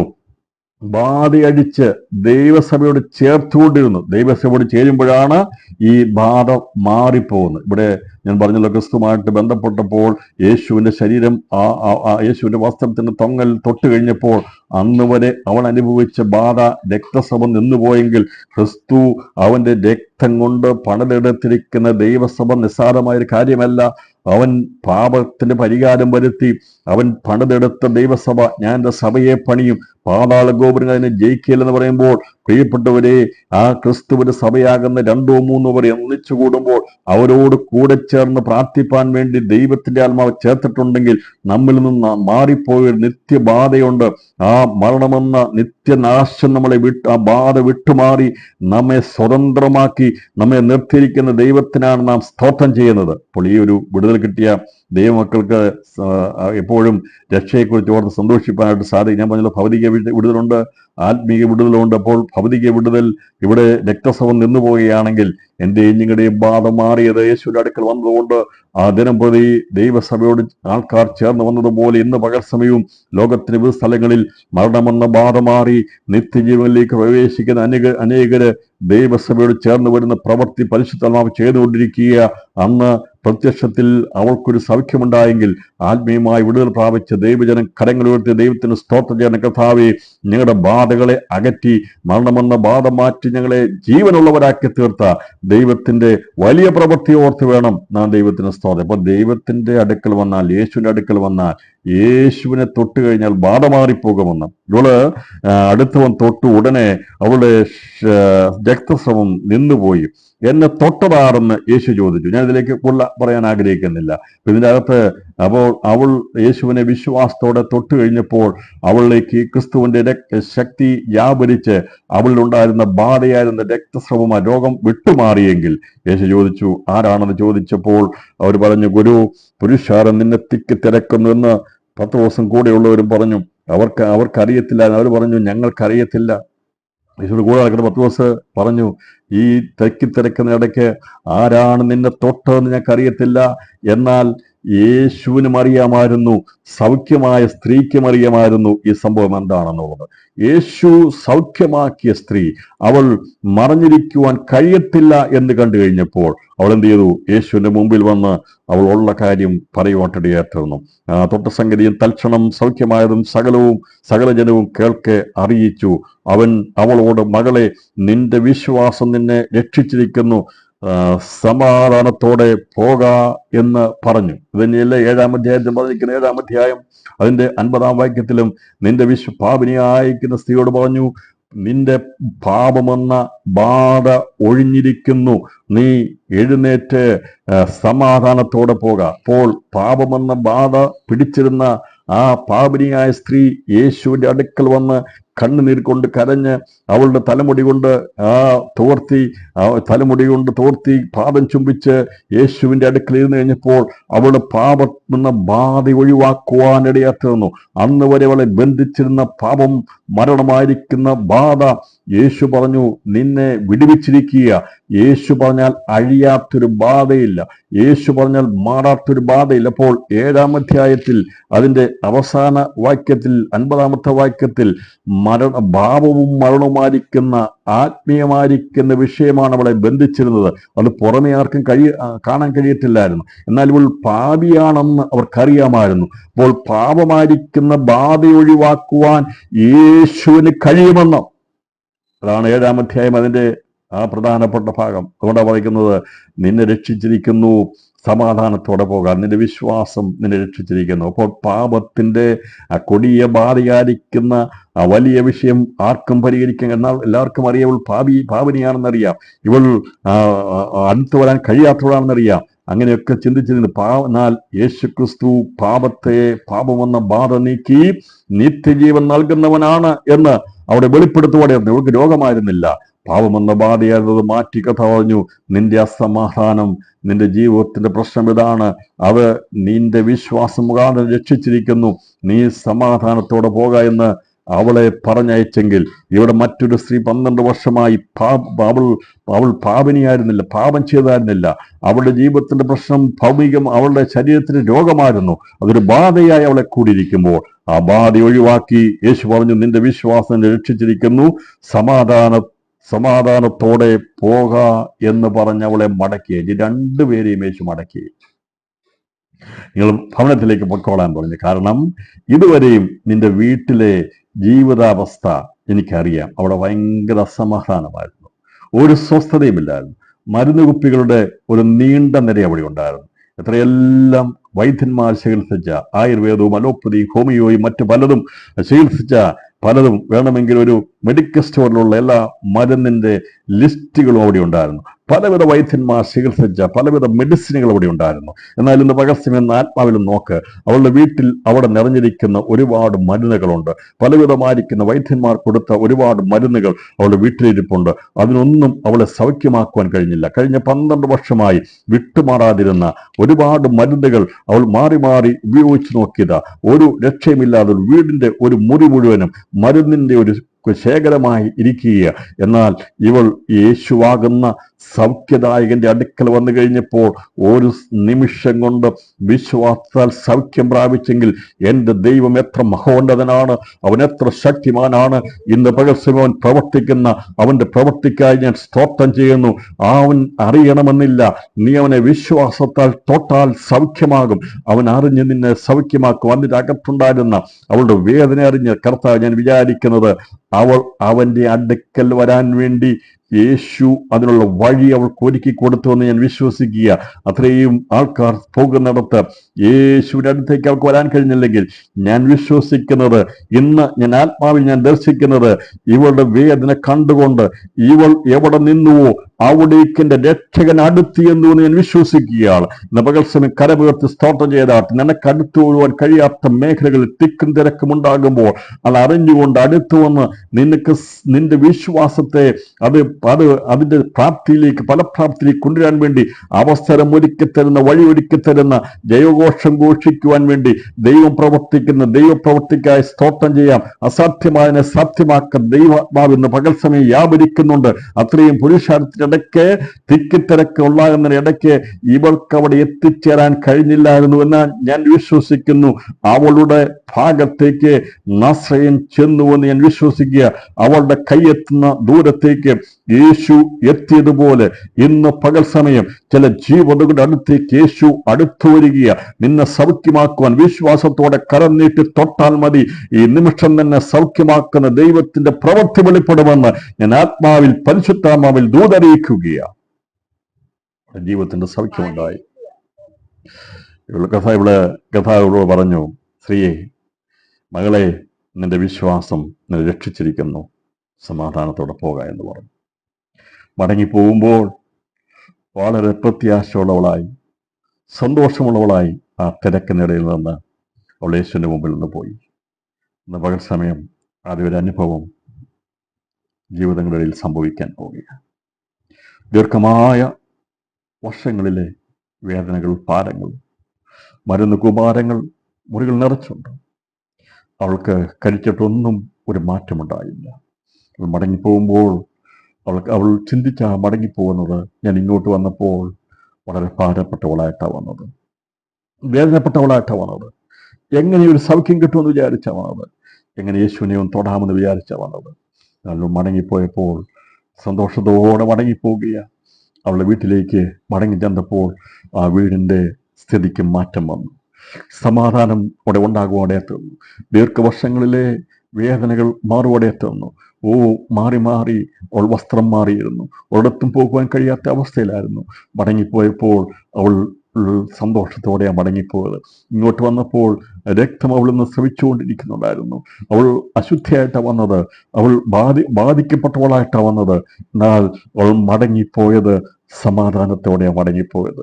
ഇന്ന് രാവിലെ നീ പ്രാർത്ഥനയിൽ കൂടിയത് സമാധാനത്തോടെ ആയിരിക്കാം. ഈ സന്ദേശം കേൾക്കുന്ന പ്രിയപ്പെട്ടവർ വേദനയോടെ ആയിരിക്കാം. എന്നാൽ ഇതിൽ നിന്ന് മടങ്ങിപ്പോകുമ്പോൾ, യേശുവിന്റെ അടുക്കൽ നിന്ന് മടങ്ങിപ്പോകുമ്പോൾ വിടുതലോട് സമാധാനത്തോടെ മടങ്ങിപ്പോകുവാൻ ദൈവം സമ്മതിക്കുകയുള്ളൂ. അവനറിയാൻ നമ്മുടെ വേദനകൾ, അവനറിയാൻ നമ്മുടെ ഭാരങ്ങൾ. അവൾ മടങ്ങിപ്പോയത് വളരെ സന്തോഷത്തോടെ. എല്ലാവരും ചോദിച്ചു, എന്താ നിനക്ക് പ്രത്യേകത എന്ന് ചോദിച്ചപ്പോൾ അതെ, അവൾക്ക് പറയാൻ കഴിയും, എന്നെ ബാധിച്ചിരുന്ന ബാധ എൻ്റെ യേശു എന്നെ ഒഴിവാക്കി. അതാണ് സാക്ഷ്യം. ഇന്ന് പകൽ സമയം ആ സാക്ഷ്യത്തിനായി ഞാൻ ദൈവത്തിന് സ്തോത്രം ചെയ്യുന്നു. വഹതി ഒഴിഞ്ഞവളായി വീട്ടിലേക്ക് പോയി. അതെ, ഇന്ന് പകൽ സമയം നമ്മുടെ ജീവിതത്തിലും വേദനയേറിയ വിഷയങ്ങളെ നമുക്ക് സന്തോഷമാക്കി മാറ്റുവാൻ, സമാധാനമാക്കി മാറ്റുവാൻ ദൈവത്തിന് കഴിയും. നമ്മളെ കാണുന്നതിൽ നിന്ന് വേദനപ്പെടുത്തുന്ന, ശരീരത്തെ ക്ഷീണിപ്പിക്കുന്ന, തളർത്തിക്കളയുന്ന ചില വിഷയങ്ങളുമായിട്ടാണ് ഇന്ന് സന്ദേശം കേൾക്കുന്നെങ്കിൽ ദൈവത്തിന്റെ ആത്മാവ് പറയുന്നത്, അവനെ തൊട്ട് കഴിഞ്ഞാൽ, അവന്റെ സാന്നിധ്യം വന്നു കഴിഞ്ഞാൽ, അവനുമായിട്ട് അടുത്ത് വന്നു കഴിഞ്ഞാൽ നാം വിടുതൽ പ്രാപിപ്പാൻ ഇടയാത്തരും നമ്മുടെ ജീവിതത്തിൽ മാറ്റമുണ്ടാകും. മടങ്ങിപ്പോയപ്പോൾ ഇങ്ങോട്ട് വന്നതുപോലെ ഉള്ള വിഷമിച്ച് പാട്ടും പതുങ്ങി വിഷമിച്ചുമല്ല വന്നത്. അങ്ങോട്ട് പോയപ്പോൾ അവൾ തലയുയർത്തി സന്തോഷത്തോടെയാ മടങ്ങിപ്പോയത്. അവനെ കാത്തിരിക്കുന്ന ഒരുത്തനും ലജ്ജിച്ചു പോകുകയില്ല. ഞാൻ വിശ്വസിക്കുന്ന കരം വീശി കൈകൾ വീശി വളരെ സന്തോഷത്തോടെ പ്രത്യാശയോടെ ആ സ്ത്രീ മടങ്ങിപ്പോകുക. എല്ലാവരും നോക്കിക്കാണും എന്താണ് ഇവൾക്ക് പ്രത്യേകം നോക്കുമ്പോൾ അവൾ പറയും നാസ്രയനെന്ന് സൗഖ്യമാക്കിയെന്ന്. നവകർസ്യം നാസ്രന്റെ സാക്ഷ്യം പറയുവാൻ, നാട് നീളെ സാക്ഷ്യം പറയുവാൻ ഒരു കൂട്ടം ജനത്തെ ദൈവം എഴുന്നേൽപ്പിച്ചിട്ടുണ്ട്. അവരാണ് കർത്താവിന്റെ സാക്ഷ്യം പറയുന്നത്. അതെ, ഞാനും നിങ്ങളും ആയിരുന്ന അവസ്ഥകളിൽ നമ്മളെ വിടുവിച്ച ദൈവത്തിന് സ്തോത്രം ചെയ്യുവാൻ കർത്താവ് നമ്മെ സഹായിക്കട്ടെ. തുടർന്നുള്ള ഭാഗം വായിക്കുന്ന സംഭവം കഴിഞ്ഞപ്പോൾ ഇതെല്ലാം കണ്ട് ഇങ്ങനെ സന്തോഷത്തോടെ ഒരുവൾ വിടുതൽ പ്രാപിച്ച് മടങ്ങിപ്പോയപ്പോൾ ആണ് ദുഃഖത്തിന്റെ വാർത്തയുമായി യായിറോസിന്റെ വീട്ടിൽ നിന്ന് ഒരുവൻ എത്തിച്ചേരുന്നത്. അതിന്റെ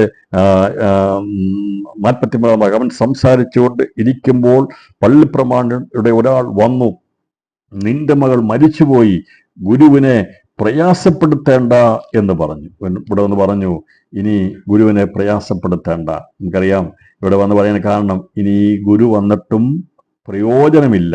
അതുകൊണ്ട് ഇനി അങ്ങോട്ട് ഈ ഒരു വിഷയത്തിന് വേണ്ടി കൊണ്ടുവരേണ്ട യായിറോസെ, നിന്റെ മകൾ മരിച്ചുപോയി. കാരണം നീ കാത്തു നിന്ന് യേശുവിനെ കൂട്ടിക്കൊണ്ടുവന്നത് യേശു മുഖാന്തരമായൊരു വിടുതലിന് വേണ്ടിയാ.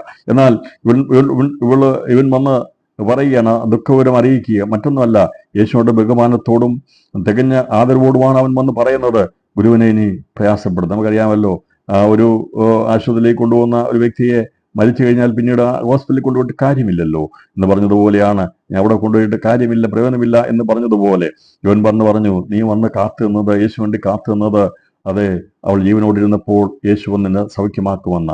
എന്നാൽ ഞങ്ങൾക്കറിയാം ലോകപ്രകാരം അവൾ മരിച്ചുപോയി. ഇനി ഈ യേശുവിനെ അവിടെ കൊണ്ടുവരേണ്ട ആവശ്യമില്ല. എന്നാൽ ഇന്ന് പകൽ ഒരു കാര്യം പറയാം.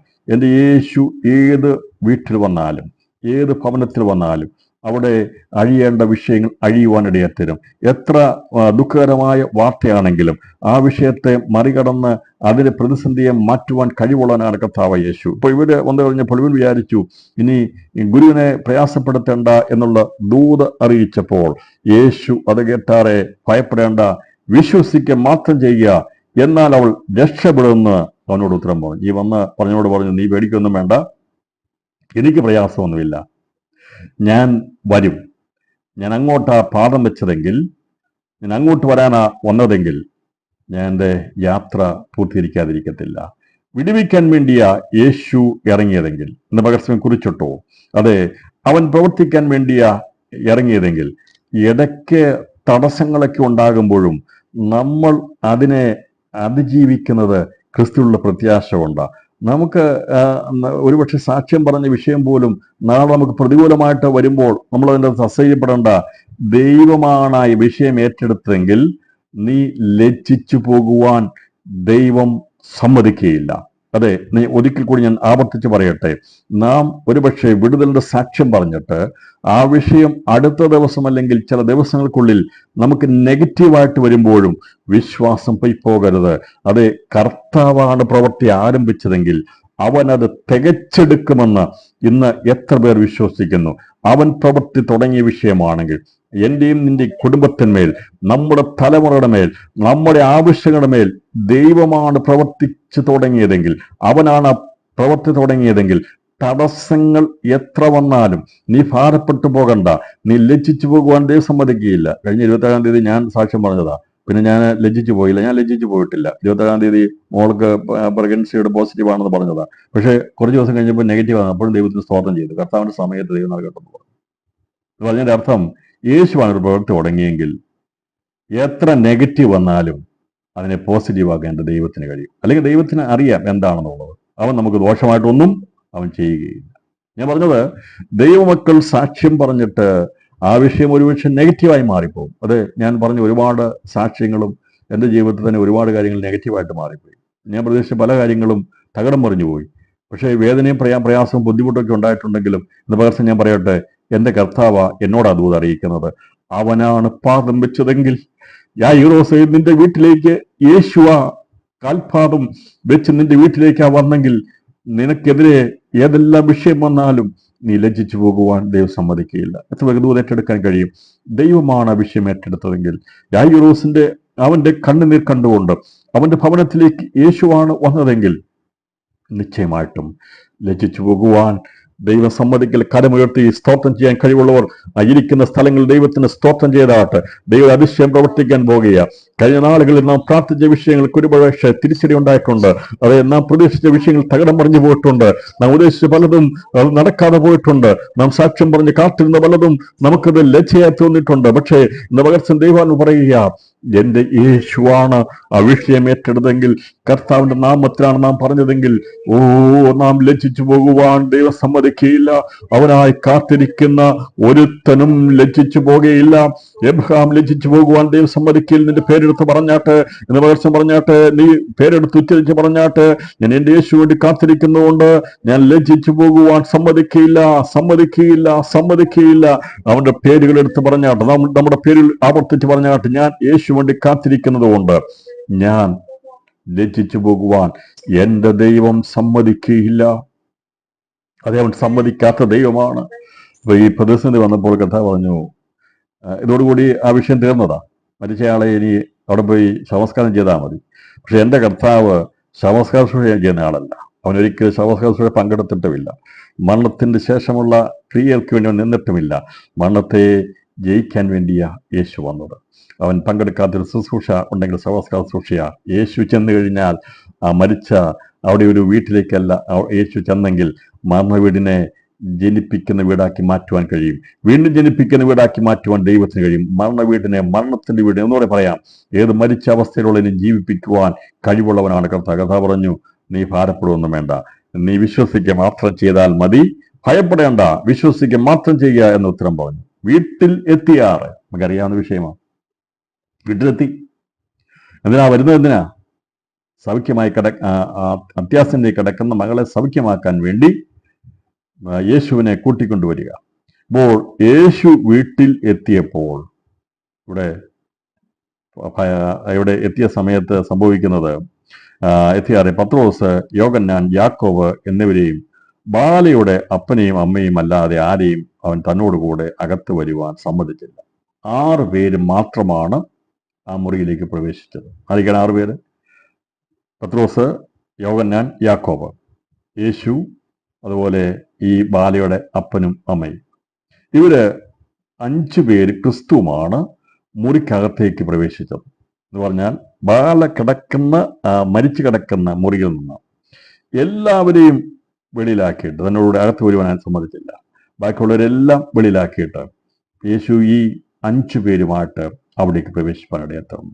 അത് പ്രതീക്ഷ നഷ്ടപ്പെട്ട് കഴിയുമ്പോൾ എല്ലാവരും വിചാരിക്കും തീർന്നെന്ന്.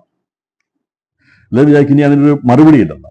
ഇതറിയാം. എന്നാൽ ഇതറിയാം 3 പേര്, പത്രോസ്, യോഹന്നാൻ, യാക്കോബ്, ഇവരെയൊക്കെ താൻ അറിയാം, കൂടെ കൊണ്ടുപോയാൽ അവിശ്വാസമുള്ളവരല്ലെന്ന്.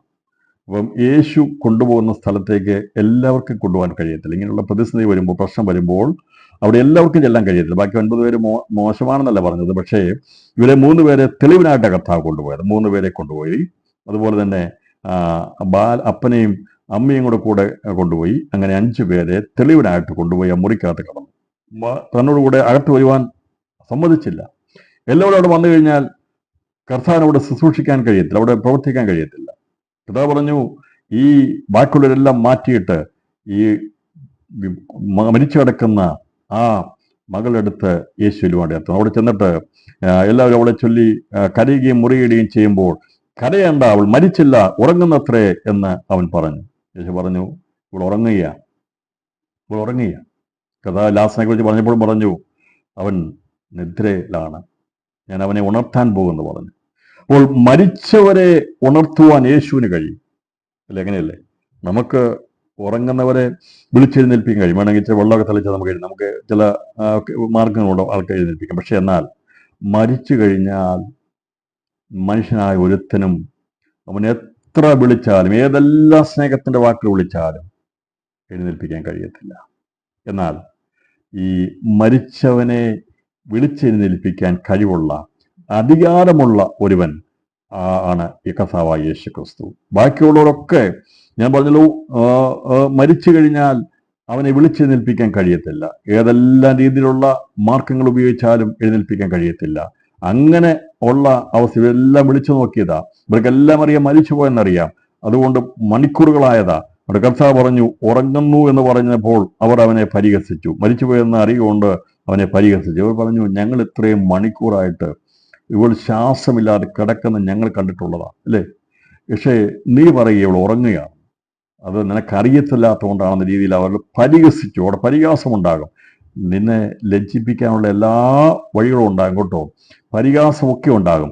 നമ്മളെ പരിഹസിക്കും. നീ കൂടുതൽ പ്രാർത്ഥിക്കുന്നതുകൊണ്ടാ, അല്ലെങ്കിൽ നീ കൂടുതൽ ദൈവത്തെ അടുക്കുന്നതുകൊണ്ടാണ് എനിക്ക് പ്രതിസന്ധി എല്ലാം ഉണ്ടാകുന്ന പറയും കേട്ടോ. പരിഹസിക്കും. നമുക്കറിയാമല്ലോ, നമുക്ക് തിരിച്ചടിയൊക്കെ വരുമ്പോഴത്തേന് ചിലർ മനസ്സിലെങ്കിലും പറയും, അവൻ വലിയ പ്രാർത്ഥനക്കാരനാണ്, അവന് കിട്ടുന്നതൊക്കെ അങ്ങനെയാണ് തിരിച്ചടി എന്ന് പറയും. അങ്ങനെ പറയും, ചിലർ പറയും. മറ്റുള്ള നേരെ പറഞ്ഞില്ലെങ്കിലും പറയും.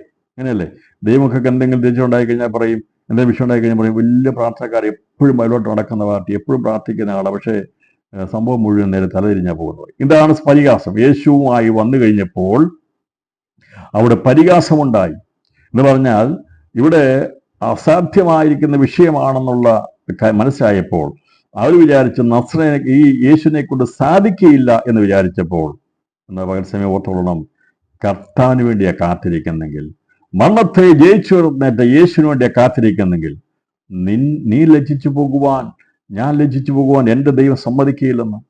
ആരും പരിഹസിച്ചോട്ട്, അതെ, കാര്യങ്ങളൊക്കെ ശരിയാ, എല്ലാം വിപരീതമായ അവസ്ഥയിലാണ് നിൽക്കുന്നത്, എങ്കിലും നമുക്കറിയാം എൻ്റെ കർത്താവ് വിഷയം ഏറ്റെടുത്തുകൊണ്ട് അവനത് സാധിപ്പിക്കും. കരമുയർത്തി ദൈവത്തിന് സ്തോത്രം ചെയ്താട്ട്. അതെ, ഇന്ന് പകൽസമയം ദൈവത്തിന് സ്തോത്രം അർപ്പിക്കണം. അതെ, എൻ്റെ കർത്താവ് ഏറ്റെടുത്തത് കൊണ്ട് അസാധ്യമെന്ന് ലോകം വിധി എഴുതിയ വിഷയത്തിന്മേൽ ദൈവം സാധ്യമാക്കി തീർക്കാൻ പോകുക. ആ മുറിക്കുള്ളിലേക്ക് യേശു പ്രവേശിച്ചു. 5 പേരുമായി യേശു പ്രവേശിച്ചു. എന്നിട്ട് അവിടെ യേശു ചെന്ന ശേഷമായി അവരുടെ കൈക്ക് യേശു പിടിച്ചു. ദൈവത്തിന്റെ സ്പർശനം ആ മരിച്ചുപോയ ആ ഡെഡ് ബോഡിയിൽ യേശു കരം പിടിച്ചു. യേശുവിന്റെ വസ്ത്രത്തിന്റെ തങ്ങൽ തൊട്ടപ്പോൾ ബാധ മാറി ഒരുവൾ സൗഖ്യം പ്രാപിച്ചെങ്കിൽ ഇവൾക്ക് യേശുവിനെ പിടിക്കാൻ കഴിയത്തില്ല. കുറച്ച് മണിക്കൂറുകൾ കഴിഞ്ഞു കഴിഞ്ഞാൽ ഈ ഡെഡ് ബോഡി, ശവശരീരം മണ്ണോട് ചേരേണ്ടതാണ്. എന്നാൽ ദ്രവിക്കുവാൻ പോകുന്ന, നിർജീവമായിരിക്കുന്ന, ഓക്സിജൻ സഞ്ചരിക്കാത്ത, രക്തസഞ്ചാരമില്ലാത്ത, നിർജീവമായിരിക്കുന്ന ആ 12 വയസ്സുള്ള അവളുടെ കൈ യേശു പിടിച്ചപ്പോൾ, ഇന്ന് പകൽ സമയം ഞാൻ ദർശിക്കുന്നത് ക്രിസ്തുവിന്റെ കൈയിലൂടെ ജീവന്റെ ശക്തി അവളിലേക്ക് വ്യാപരിപ്പാൻ ഇടയായി തീർന്നു. യേശുവിന്റെ സ്പർശനത്തിൽ ജീവൻ വ്യാപരിക്കും. ബാധകൾ അഴിഞ്ഞു മാറും. മരണത്തിന്റെ പാശങ്ങൾ ചുറ്റിയിരുന്ന യായിറോസിന്റെ മകളിലേക്ക് യേശുവിന്റെ കരം തൊട്ട് കഴിഞ്ഞപ്പോൾ, അവനിൽ നിന്നുള്ള ജീവന്റെ ശക്തി വ്യാപരിച്ചപ്പോൾ മരണത്തിന്റെ പാശത്തെ അഴിക്കാൻ തുടങ്ങി. ഇന്ന് പകൽ സമയം ജീവന്റെ ശക്തിയായിരിക്കുന്ന ക്രിസ്തുവിന്റെ ബലമുള്ള കരത്തിന്റെ ശക്തി സ്പർശിച്ചു കഴിഞ്ഞാൽ അഴിയാത്തൊരു ബാധയില്ല.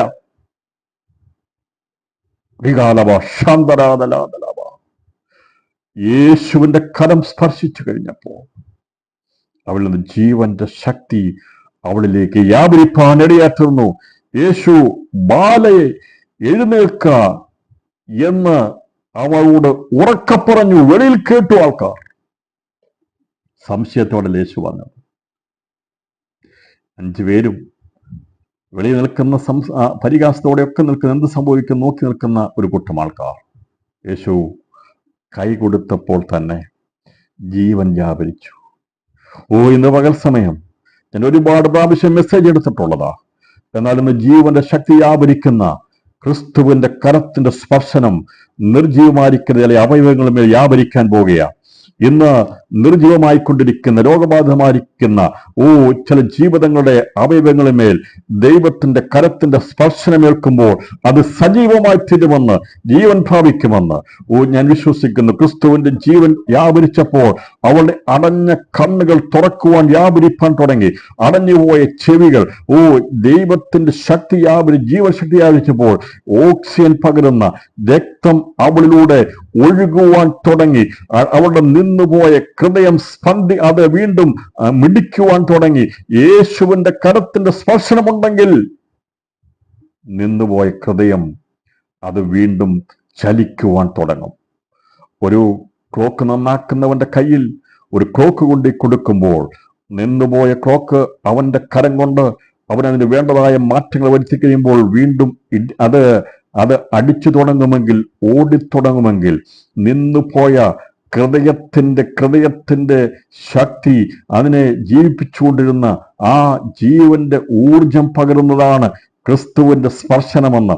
അവിടെ മറ്റാര് പിടിച്ചാലും അത് ആ ശക്തി വ്യാപരിക്കത്തില്ല. എന്നാൽ യേശുവിന്റെ ആത്മാവിന്റെ ശക്തി, ആ വചനത്തിന്റെ ശക്തി, ജീവന്റെ ശക്തി അവളിലേക്ക് വ്യാപരിച്ചു കഴിഞ്ഞപ്പോൾ അവളുടെ കയ്യിൽ നിന്ന് ആ ജീവന്റെ ശക്തി ശരീരം മുഴുവൻ ഞാൻ വിചാരിക്കുന്നത് ഒരു ട്രിപ്പ് കൊടുത്തതുപോലെയായി. നമുക്കറിയാമല്ലോ, ക്ഷീണിച്ച് കിടക്കുന്ന ആൾക്കാരുടെ അവസാനം പറയും ആഹാരം ഒന്നും കഴിക്കുന്നതിലേക്ക് ട്രിപ്പ് കൊടുത്തേക്കാൻ പറയും. കൈക്കകത്ത് കുത്തി 2-3 മണിക്കൂർ 3 മണിക്കൂർ ഇട്ട് കഴിഞ്ഞാൽ ശരീര ഞരമ്പുകളിലൂടെ എന്നിട്ട് എന്ത് ചെയ്യും, ശരീരത്തിന് അങ്ങനെ ട്രിപ്പൊക്കെ എടുത്ത് ഇട്ടിട്ടില്ലേ? എന്നൊക്കെ ഇഷ്ടംപോലെ എനിക്കൊക്കെ ട്രിപ്പ് തന്നിട്ടുണ്ട്. ശരീരം ക്ഷീണമായി കഴിയുമ്പോഴത്തേന്, രോഗമായി കഴിയുമ്പോഴത്തേന് ആശുപത്രി കൊണ്ട് കഴിയുമ്പോൾ അവർ ചെയ്യുന്നത് ട്രിപ്പ് ഇട്ടേക്കും.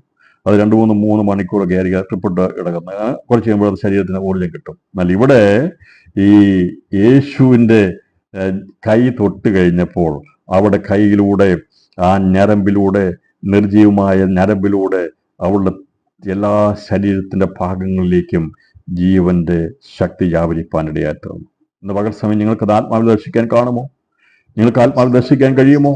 എങ്കിൽ വിടുതൽ സംഭവിക്കാൻ പോകുകയാ. നിർജീവമായിരിക്കുന്ന ചില വിഷയങ്ങളുമേൽ ജീവൻ വ്യാപരിക്കാൻ പോകുകയാ.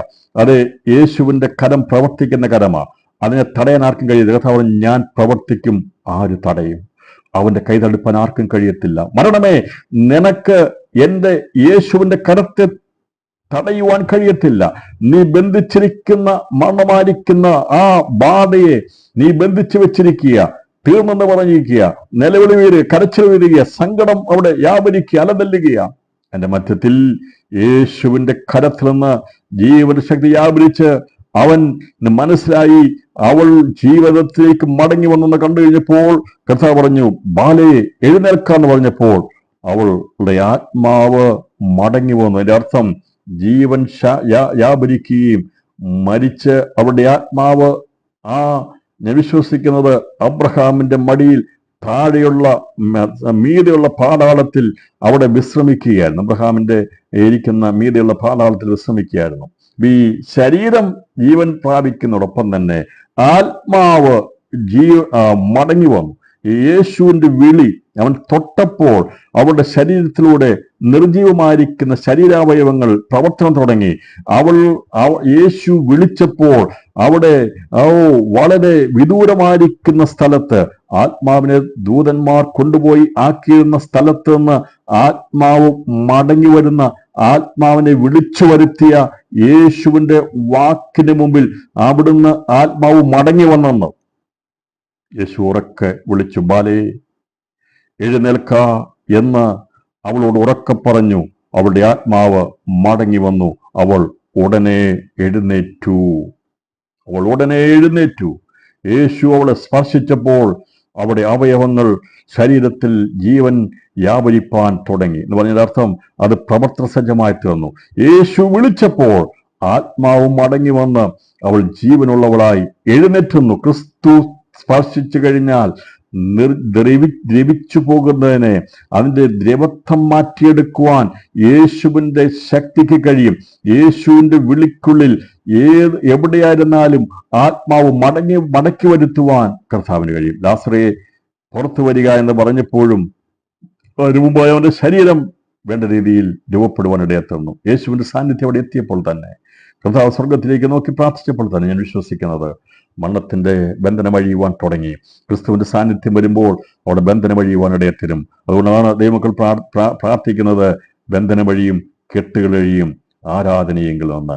യേശുവിന്റെ സാന്നിധ്യമുണ്ടെങ്കിൽ, ക്രിസ്തു ഉള്ള സാന്നിധ്യമുണ്ടെങ്കിൽ, നാം കർത്താവിനെ ആരാധിക്കുന്ന സ്ഥലങ്ങളിൽ ബന്ധനം വഴിയും കൊട്ടോ ഭാരങ്ങൾ മാറുവാനെടുത്ത് ഞാൻ വിശ്വസിക്കുന്നത് ഇവിടെ മരണത്തിന്റെ ആ അവസ്ഥയിലേക്ക് ദ്രവിക്കത്തക്ക രീതിയിലേക്കായിരുന്നെങ്കിൽ യേശുവിന്റെ സ്പർശനം അവിടെ അവയവങ്ങളെ ജീവൻ പകരുവാടെ എത്തുന്നെങ്കിൽ, യേശു വിളിച്ച് ആത്മാവ് മടങ്ങി വന്നെങ്കിൽ, ഇന്ന് പകർസമയം നമ്മുടെ കർത്താവിന്റെ വാക്കുകളുടെ അധികാരം എത്ര വലുതാണ്. ഇപ്പോൾ അവിടെ സംഭവിച്ചത്, അവൾ ഉടനെ എഴുന്നേറ്റു. ഒരിക്കലും ആരും വിചാരിച്ചതല്ല ഈ കുഞ്ഞ് എഴുന്നേൽക്കുമെന്നുള്ളത്. എന്നാൽ അവൾ എഴുന്നേറ്റു. ഞാൻ വിശ്വസിക്കുന്നത് പാദം ഊന്നി അവൾ നിന്നു. യേശുവാണ് വീട്ടിലേക്ക് കടന്നു വന്നെങ്കിൽ, അവന്റെ പാദമൂന്നിയാ വന്നെങ്കിൽ ഒരിക്കലും എഴുന്നേൽക്കയില്ല എന്ന് വിചാരിച്ച വിഷയത്തിന്മേൽ യേശു എഴുന്നേൽപ്പിക്കുമെന്ന്, അത് എഴുന്നേൽപ്പിച്ച് നിർത്തുമെന്ന് ഞാൻ ആത്മാവിൽ ദൂത് പറയുക. യേശു വന്നിട്ടുണ്ടെങ്കിൽ കിടപ്പിലായിരിക്കുന്ന, ഒരിക്കലും ചലിക്കയില്ല, ഇനി ഒരു മാറ്റമില്ല, തീർന്നുപോയി എന്ന് വിചാരിക്കുന്ന വിഷയത്തിന്മേൽ ക്രിസ്തു പാദം വെച്ചിട്ടുണ്ടെങ്കിൽ, അവന്റെ കരത്തിന്റെ പ്രവർത്തി തുടങ്ങിയിട്ടുണ്ടെങ്കിൽ അവന് മടക്കി വരുത്തുവാൻ കഴിയാത്തൊരു കാര്യമില്ല. യേശു പറഞ്ഞു, ഇവൾക്ക് ആഹാരം കൊടുപ്പീൻ എന്ന് പറഞ്ഞു. ഇവിടെ ആഹാരം കൊടുക്കുവാൻ കർത്താവ് പറഞ്ഞു. കാരണം ഇവർക്ക് സംശയം ഉണ്ടാകാതിരിക്കാൻ വേണ്ടി കർത്താവ് പറഞ്ഞു, അവൾക്ക് ഭക്ഷണം കൊടുപ്പാൻ അവൻ കൽപ്പിച്ചു. അവളുടെ അമ്മയപ്പന്മാർ വിസ്മയിച്ചു. സംഭവിച്ച ആരോടും പറയരുതെന്ന് അവൻ അവരോട് കൽപ്പിച്ചു. ഇന്ന് പകൽ സമയം പ്രിയപ്പെട്ടവരെ, യേശു അവരോട് കൽപ്പിച്ചു ഇവൾക്ക് ഭക്ഷണം കൊടുക്കാൻ വേണ്ടി. അതുവരെയും ഭയവും വേദനയും വിഷവുമായി ഇത് എങ്ങനെ സംഭവിക്കുമെന്ന് വിചാരിച്ചുകൊണ്ടിരുന്ന, ഇനി അവരുടെ മകളെ ഒരിക്കലും കിട്ടുകയില്ലെന്ന് വിചാരിച്ചുകൊണ്ടിരുന്ന ആ കുഞ്ഞിന്റെ അമ്മയ്ക്ക് വിസ്മയമുണ്ടായി.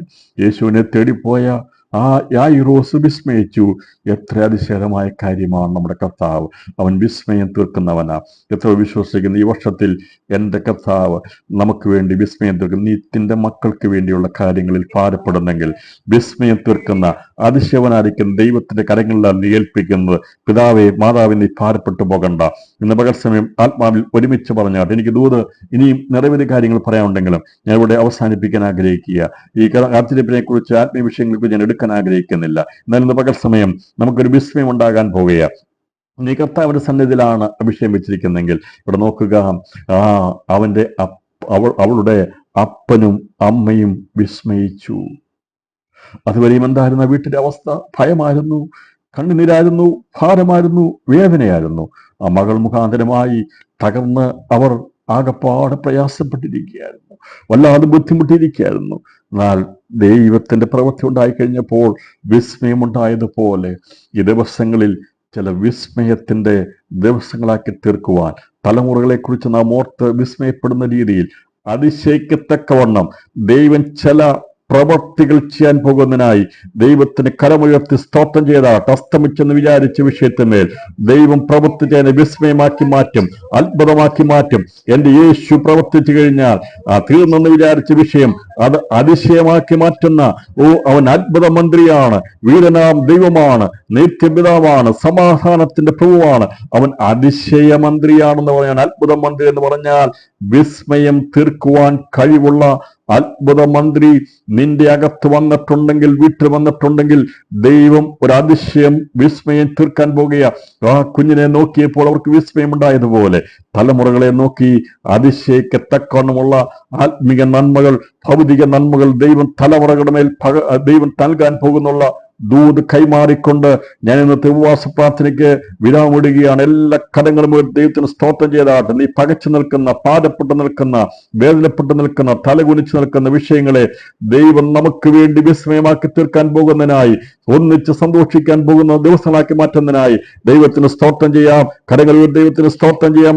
അവനായി കാത്തിരിക്കുന്ന ഒരുത്തനും ലജ്ജിച്ചു പോകുകയില്ല. ഇന്ന് പകൽസമയം ദൂതനായ ദൈവത്തിന് സ്തോത്രം. എല്ലാവരും അൺമ്യൂട്ട് അല്പസമയം ദൈവത്തിന് സ്തോത്രം ചെയ്താട്ടെ. ദൈവം അതിശയമാക്കി പ്രവർത്തിക്കാൻ പോകുന്നതിനായി, മരണ വീടിനെ അനുഗ്രഹ വീടാക്കി മാറ്റുന്നതിനായി, ഭയപ്പാടിന്റെ വീടിനെ വിസ്മയ വീടാക്കി മാറ്റുന്നതിനായി ഞാൻ ദൈവത്തിന് സ്തോത്രം ചെയ്യുന്നു. Hallelujah, hallelujah. എല്ലാവരും അല്പസമയം ദൈവത്തെ മഹത്വപ്പെടുത്തിയാട്ട്. Thank you, Jesus. Thank you, Jesus. Thank you, Jesus. Glory to Jesus. നീ അതിശയം പ്രവർത്തിക്കുന്നതുമാണ്. ഒരു അതിശയം വിഷയമാക്കി മാറ്റുവാൻ പോകുന്നതിനായി, അത്ഭുത വിഷയമാക്കി മാറ്റുവാൻ പോകുന്നതിനായി ആ ദേശത്ത് ആ വീടൊരു ഭാരമായ വീടായിരുന്നു, വേദനയുടെ വീടായിരുന്നു, ദുഃഖത്തിന്റെ വീടായിരുന്നു. ദൈവം അതിനെ അതിശയമാക്കി മാറ്റിയതുപോലെ ദിവസങ്ങളിൽ ദൈവഭക്തന്മാരുടെ വീടുകളെ അതിശയമാക്കി മാറ്റുവാൻ പോകുന്നതിനായി ഞാൻ ദൈവത്തിന് സ്തോത്രം ചെയ്യുന്നു. ദൈവമായ കർത്താവ് വചനങ്ങളാൽ നമ്മെ അനുഗ്രഹിക്കുമാറാകട്ടെ.